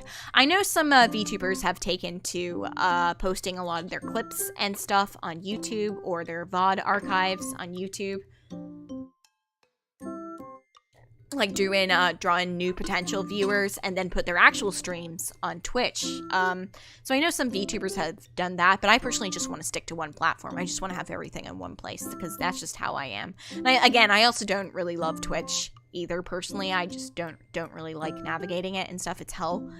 And, you know, I've been sticking with YouTube for so long, so might as well. That's just me. Yeah. It's suitable. Dave is right. It's just suitable. Okay, so this is from 777 The Ultra, and their question goes as the following. I have no way to know if my question has been properly submitted, so I'll ask it here together. How do you get motivated or inspired to do new types of videos? How do you maintain productivity, or any general sound design tips as a VTuber? So I'll answer all three of these parts. To do new types of videos, I just kind of focus on, like, what have I always wanted to do that I haven't done yet? That's how I get motivated or inspired to do new types of video.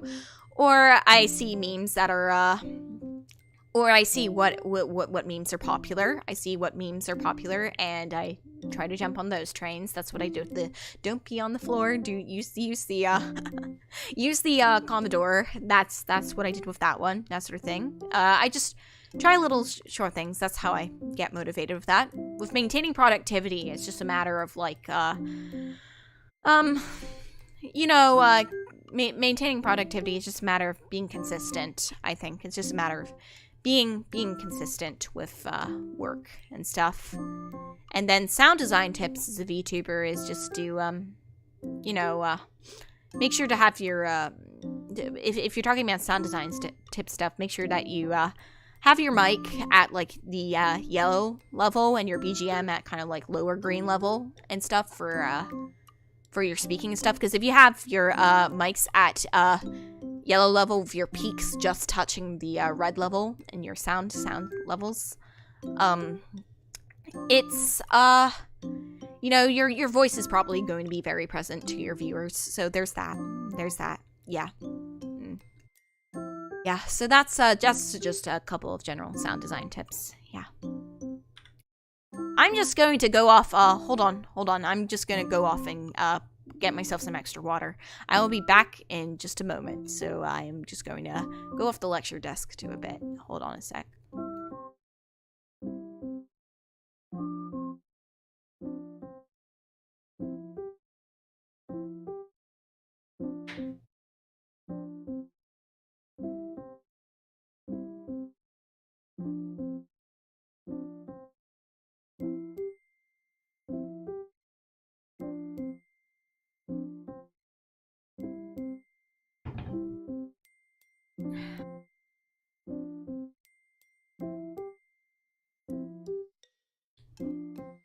Okay, back.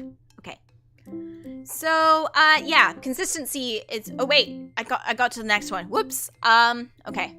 Yeah, the other thing with getting motivated and inspired stuff too is just not to think too hard about what kind of streams you're doing or stuff. It's just consistency is key. So, being consistent about your work and just keeping on going at it will eventually bring about results. It might not be the results you expect immediately, but it will inevitably bring them out. So, yeah, just be consistent. Just consistency is a good way to get motivated. Just keep on doing it. Keep the ball rolling, even if it's absolutely, even if it's absolutely bare minimum stuff, like just doing an hour stream of watching a show or an hour talk stream, that sort of thing. Right, next question. Do you have any tips on how to take care of your throat, vocal cords, etc., and how you personally approach voice acting as a VTuber? I may be wrong, but a lot of entertainers have a specific voice for what they do, so I wonder if that would come to me by just putting out videos, or if I should train the voice I want to perform with. Thank you for reading. So I'm just going to talk from my personal experience here. I have not got a lot of experience with like voice acting training and stuff. I mean, I did do it as like a hobby or whatever a little bit, but it's not really something I do seriously compared to singing. In terms of taking care of your throats and vocal cords or etc., be sure to stay hydrated a lot. If you're planning to project your voice, use your diaphragm instead of your throat. I cannot emphasize this enough. A, because you'll be able to project better, and B, because it'll reduce the risk of vocal nodules forming in your vocal folds. So there's that as well. I'm not actually voice acting as a VTuber. I'm just using a more presentation. It's less voice acting for me and more me putting on my presentation voice as a VTuber. This is very much my natural speaking voice. Otherwise, you know, I'm just speaking out loud because I'm giving a presentation right now. But if you hear me doing free talk streams or doing gaming and stuff, I'm speaking very naturally. Yeah. In my personal opinion, voice doesn't really matter that much. It does help, but not the cornerstone. Personality factors more. That is true as well. You do not need to have, like, a cutesy voice-acted voice to be a good entertainer. You just need... It's about the content that... It's about the content that matters.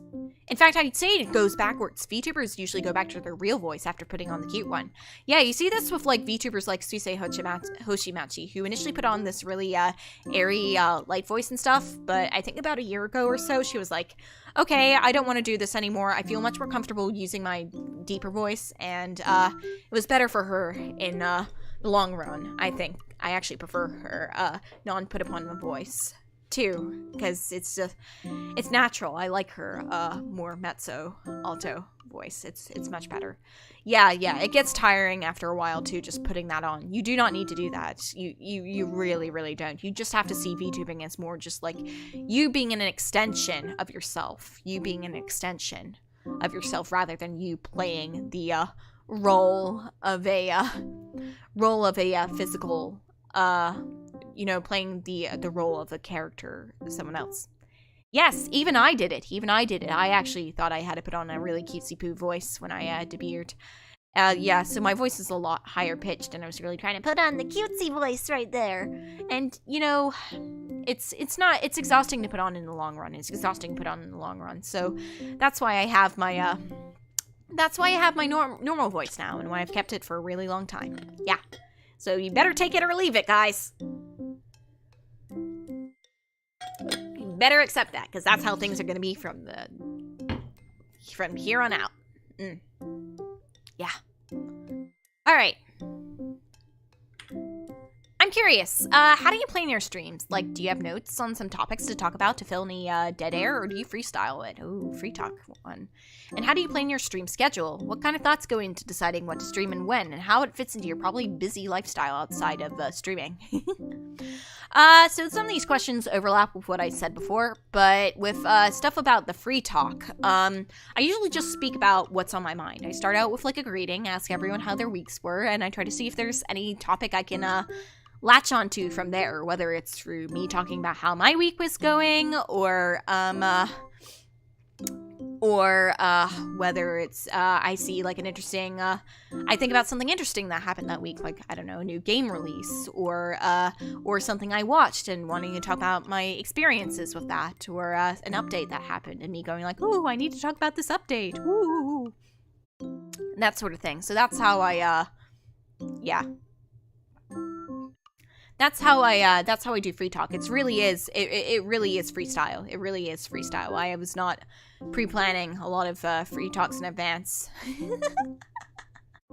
But I mean, very occasionally I might talk about something pre-planned, like, I don't know, if it's a free talk stream and there's something serious that recently happened, that I would probably warn people in advance, that saying like, this free talk might be a little bit heavier than most on Twitter. Yeah. Yeah, so and if there really is dead air by the end of a free talk stream, I usually will transition to like doing something else, whether it's like, you know, dicking around in a art program like Paint, or doodling something in Procreate, or working on something in Blender, or just stuff like that. Yeah. You can always just spark conversation by derailing, like when we just checked Steam sales. Yeah, that's true too. Like when I do derail from the original free talk thing and I start doing something else, then it sparks up even more conversation. And I think that just continues the spirit of free talk, really. Yeah. Dead air in a Mado stream? Easy, just bring up Fate. Yeah, that too. If you have like a big rabbit hole topic, you can just talk about that and boom, your 2 hours are done. Yeah. Yeah. So that's how yeah. So I already talked about how I planned my stream schedule. I really just assign to the person who submitted this question, TLDR, I just assign certain days with certain kinds of streams. So again, like Saturday is for drawing, or Thursday is for watching anime, Wednesday is for indie games, that sort of thing. So that helps. And yeah. As for the last question, that is a new one. What kind of, how it fits into your probably busy lifestyle outside of streaming. I just pick the times where I know I'll be done with most of my work. That's why 4 p.m. is suitable for me. I know I'll be done with most of the work I need to do. And, that's the perfect time to do it at. Yeah. That's how I organize my stream times, yeah. Also because I just find that I'm more relaxed in the afternoon and I'll have most of my work done. I find that I get really derailed if I stream in the morning, because morning is when I do a lot of my big serious work, like my projects and job hunting and stuff like that, yeah. How do you encourage yourself to stream on bad health days, mental, physical, etc.? Do you find that streaming will lift your mood if you are in a bad one? Ah, what a very relevant question. Am I right? I mean, you've all heard about the news today. What happened? I was not in a great mood for most of today. So yeah, I'll tell you exactly what I think, since I'm going through it right now. I know that, you know, for me personally, I find that, you know, streaming does lift my mood, because I get to talk to people. I get to immerse myself in,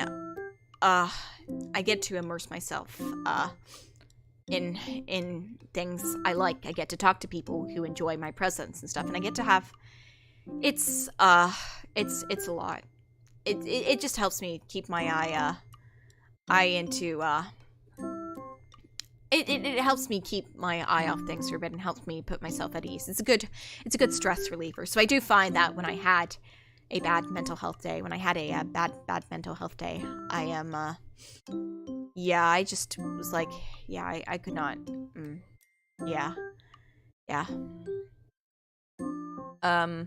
I felt that they would always help. They would always help. Yeah. I was actually, funnily enough, I was in a very similar position when I did my infamous map stream. You know, the map stream where I was like losing it over all the different states I labeled wrong. I was in a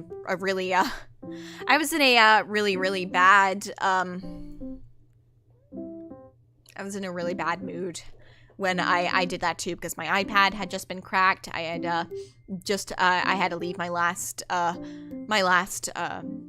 class early. I had to leave my last class early to go into fix it and stuff, which is a bummer because I couldn't say properly goodbye to all my classmates. And then on top of that, I received a bunch of job rejections, which made me feel even worse about myself. And, you know, I got told that my CV, not my CV, it was my, I got told that my resume was shit. So I was not in a terribly great mood that day.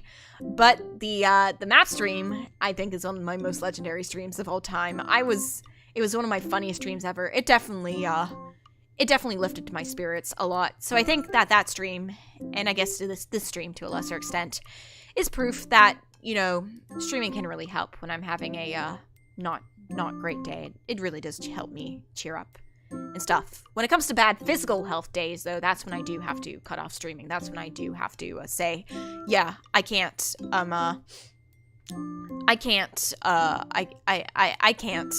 do this I can't do this. So like when I caught COVID that last year, in November and stuff, I had to call off streaming because, wait, actually, no, I had to call off streaming because I was like, no, I can't do this. I can't do this.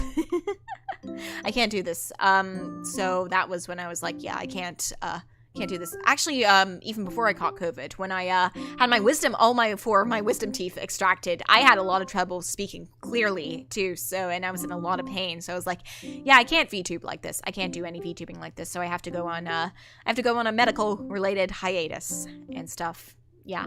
So that's when I will concede and I'll be like, yeah, I can't do this. I can't do this. Yeah. I think VTubers entertainers also help people relieve their sadness or just bring a smile to their faces where things are grim on their lives or just had a bad day. Yeah, that was another reason why I decided to continue with the stream in light of everything that was happening too, because, you know, I do like knowing that I can I felt like, you know, I was, I felt like I had to do it. I feel like I had to do it because, you know, a lot of tough stuff was going on, and I felt like, you know, just cheering up people in this small way, giving them advice, making them, feel, a little bit better. You know, that's something I wanted to do. Just give people stuff to keep their mind off of things just a bit. That is why I did it, just to bring that a little bit of that happiness back, I suppose. Yeah. I think that's what I did. Yeah. Some people can use streaming to work past a bad mood, while others can't. Know your limits. Your viewers will understand if you have to take a day off. That is true too. For me personally, it helps me work through a bad mood, unless I'm absolutely furious or absolutely upset. Yeah. I know that a lot of other small VTubers,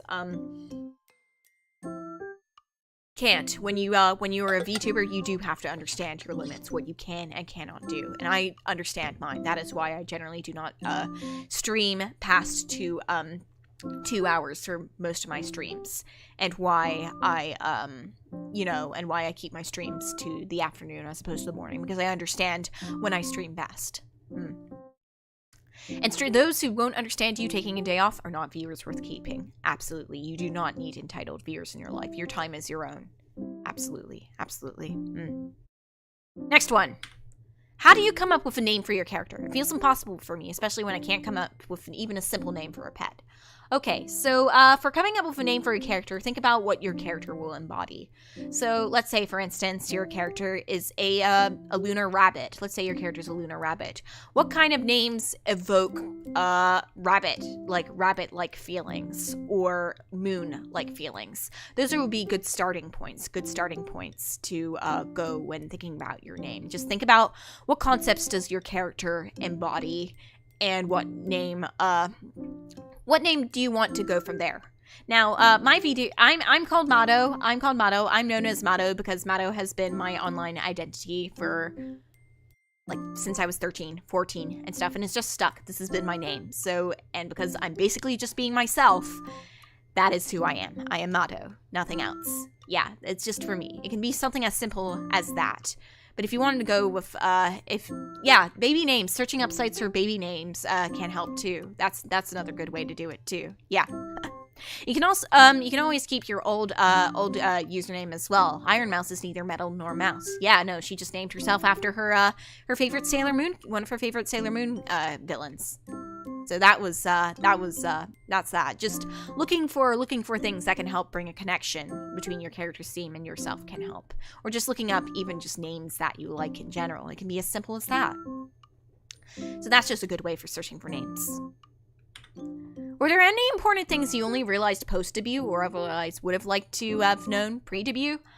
That sound quality is very, very important. That, you know, checking the bit rate of what you're streaming to the streaming service is also important too, because it affects, like, the quality of the video you're putting out, and also the frame rate you can stream at.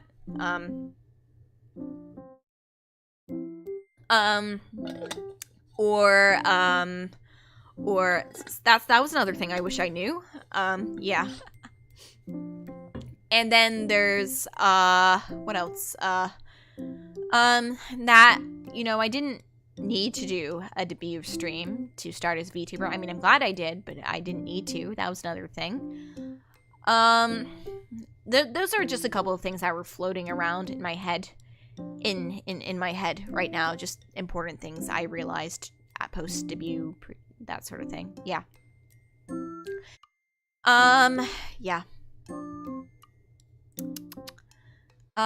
Yeah. Also just like, I think coming to the gradual realization that, you know, I was just streaming for fun was more important than streaming to try and get a job. It's not like that. I've lost sight of that goal. Absolutely far from the truth. I'm still working towards that goal every single day to try and find a job as a in an agency or something like that. But as I am right now, I'm happy where I am right now. I think it's just that sense of being able to find a sense of content with where you are right now and just being happy with what you do now. Yeah. Yeah. Just finding that sense of contentness in what you stream and just being happy with the progress you make and not trying to compare yourself to, you know, indies who suddenly hit it big or whatever, or people in agencies, because they have had very different circumstances to you and just have to keep going at your own pace. That sort of thing. Someday your day will come too, and that is at least what I try to say to myself and why I keep on going it. The secret is liking it. Absolutely. Absolutely. If you don't love it, you will not continue with it, but I love it, so that's why I do it. All right, yeah, those are the 21 questions. Perfect. So, yeah. If you have any more questions, send them over. You know, feel free to ask them now. I'll just reply to a few more comments I found while I was going through the questions, and then the stream will be concluded from here. Yeah.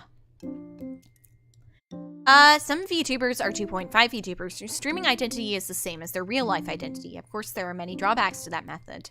Absolutely. Yeah, absolutely. I mean, there's some benefits to it and some drawbacks to that too. But, you know, as someone who, I personally would, if you're trying to brand yourself as a VTuber and stuff like that, yeah. It's not, it's not a, it's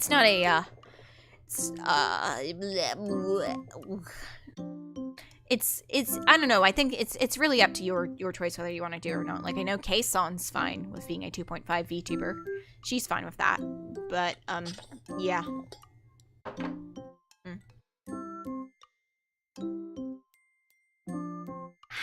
Yeah. Yeah. Yeah. Yeah, it's just, yeah. It's just, yeah. I'm lost track of what I'm trying to say. How do you deal with, like, taking care of your voice? My voice gets tired just talking to someone for 10 minutes. I can't imagine talking for 1+ hours. It's really just practice. It's really just practice and building up your tolerance. It used to be the case that I'd get tired after 1 hour of talking, but now I'm fine. Now I've been talking for 2.5 hours now. I mean, I can definitely feel my voice is getting tired now, so this is a sign for me that I know that I should probably conclude the stream soon. But another way to take care of your voice is that after you stream, you should not really talk much and stuff, just to give your voice a rest. And you should also be drinking a lot of water and stuff. A lot of water. Yeah. Yeah. So that's how I generally would take care of my voice. There's probably some other tips in there too, but those are the main ones I can think of. Maybe doing warm-ups as well, which is something I actually do not do. But yeah. How do you deal with no viewership and feeling like a failure because others who are close to you are insanely successful and you aren't? Yeah, this was a feeling I dealt with a lot when I was starting VTubing, and I had very few people coming to my streams, like 1 to 2 people coming to my streams. If you have a low viewership, I think you should just see it as like, oh hey, someone came to my stream, and they actually came because they wanted to see me do something. And so just taking that into consideration, just like having one whole person or two whole people decided to take time out of their days to watch you just do something. It's a nice feeling. It's a nice feeling. And I think just taking that into perspective, makes you feel like you've got people behind you. And just if you work on that more, if you think about that, it's, you know, it puts things into perspective, really. It puts things into perspective, like, you know, there are people who are taking the time out of their day to come into, to choose to come to see you. And when you take that in mind, it's nice. It's a nice feeling. If you have no one coming to stream you, you know, there's always the chance of, like, you know, someone coming along eventually, too. Just keep doing what you're doing. See this as, like, a recording of your progress, too. Like, a recording of you just doing something. Yeah. Yeah. Also, yes, the algorithm is an inhuman eldritch monster, but also when every viewer counts, you might be free to experiment. Absolutely. Yeah, like, it's a good thing, too, that if the viewer is, like, talking to, like, acknowledge their appearance, be willing to chat with them, that sort of thing as well. Just, like, just show them the courtesy of chatting with them, that sort of thing. Yeah. My mother used to say a proverb, don't measure yourself with other shadows, meaning you can't measure yourself with the achievements of others. It will only make you envious. That is true. Sometimes I do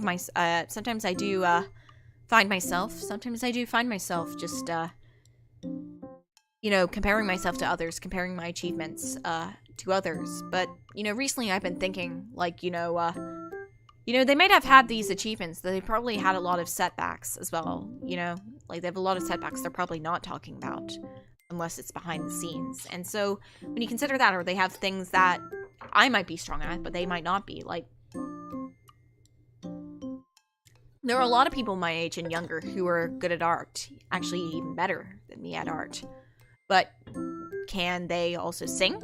Can they also edit videos? Are they working as a, VTuber? Are they working as a VTuber 5 times a week? Are they juggling all this stuff?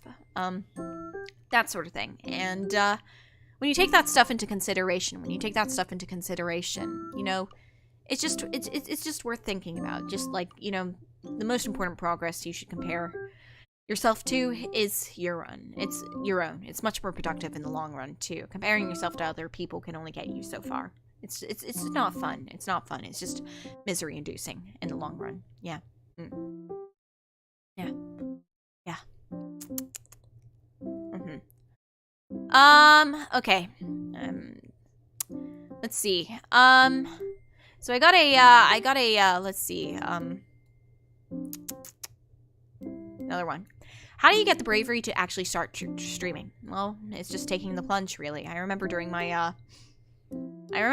first stream, my debut stream, I was really, really nervous because I barely had gotten the hang of learning how to stream or something like that. It was really scary.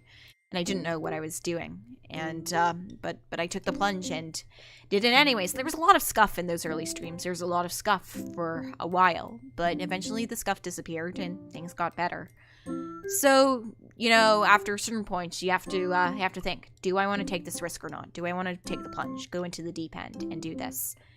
And you have to make that decision. There's no easy way into it. You just have to do that. You just have to take the plunge and go forth. Yeah. Yeah.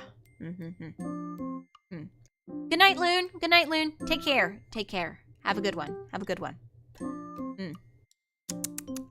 Any collab etiquette advice? Oh wait, first. So basically, actually start streaming, just go fuck it and start doing it. Exactly.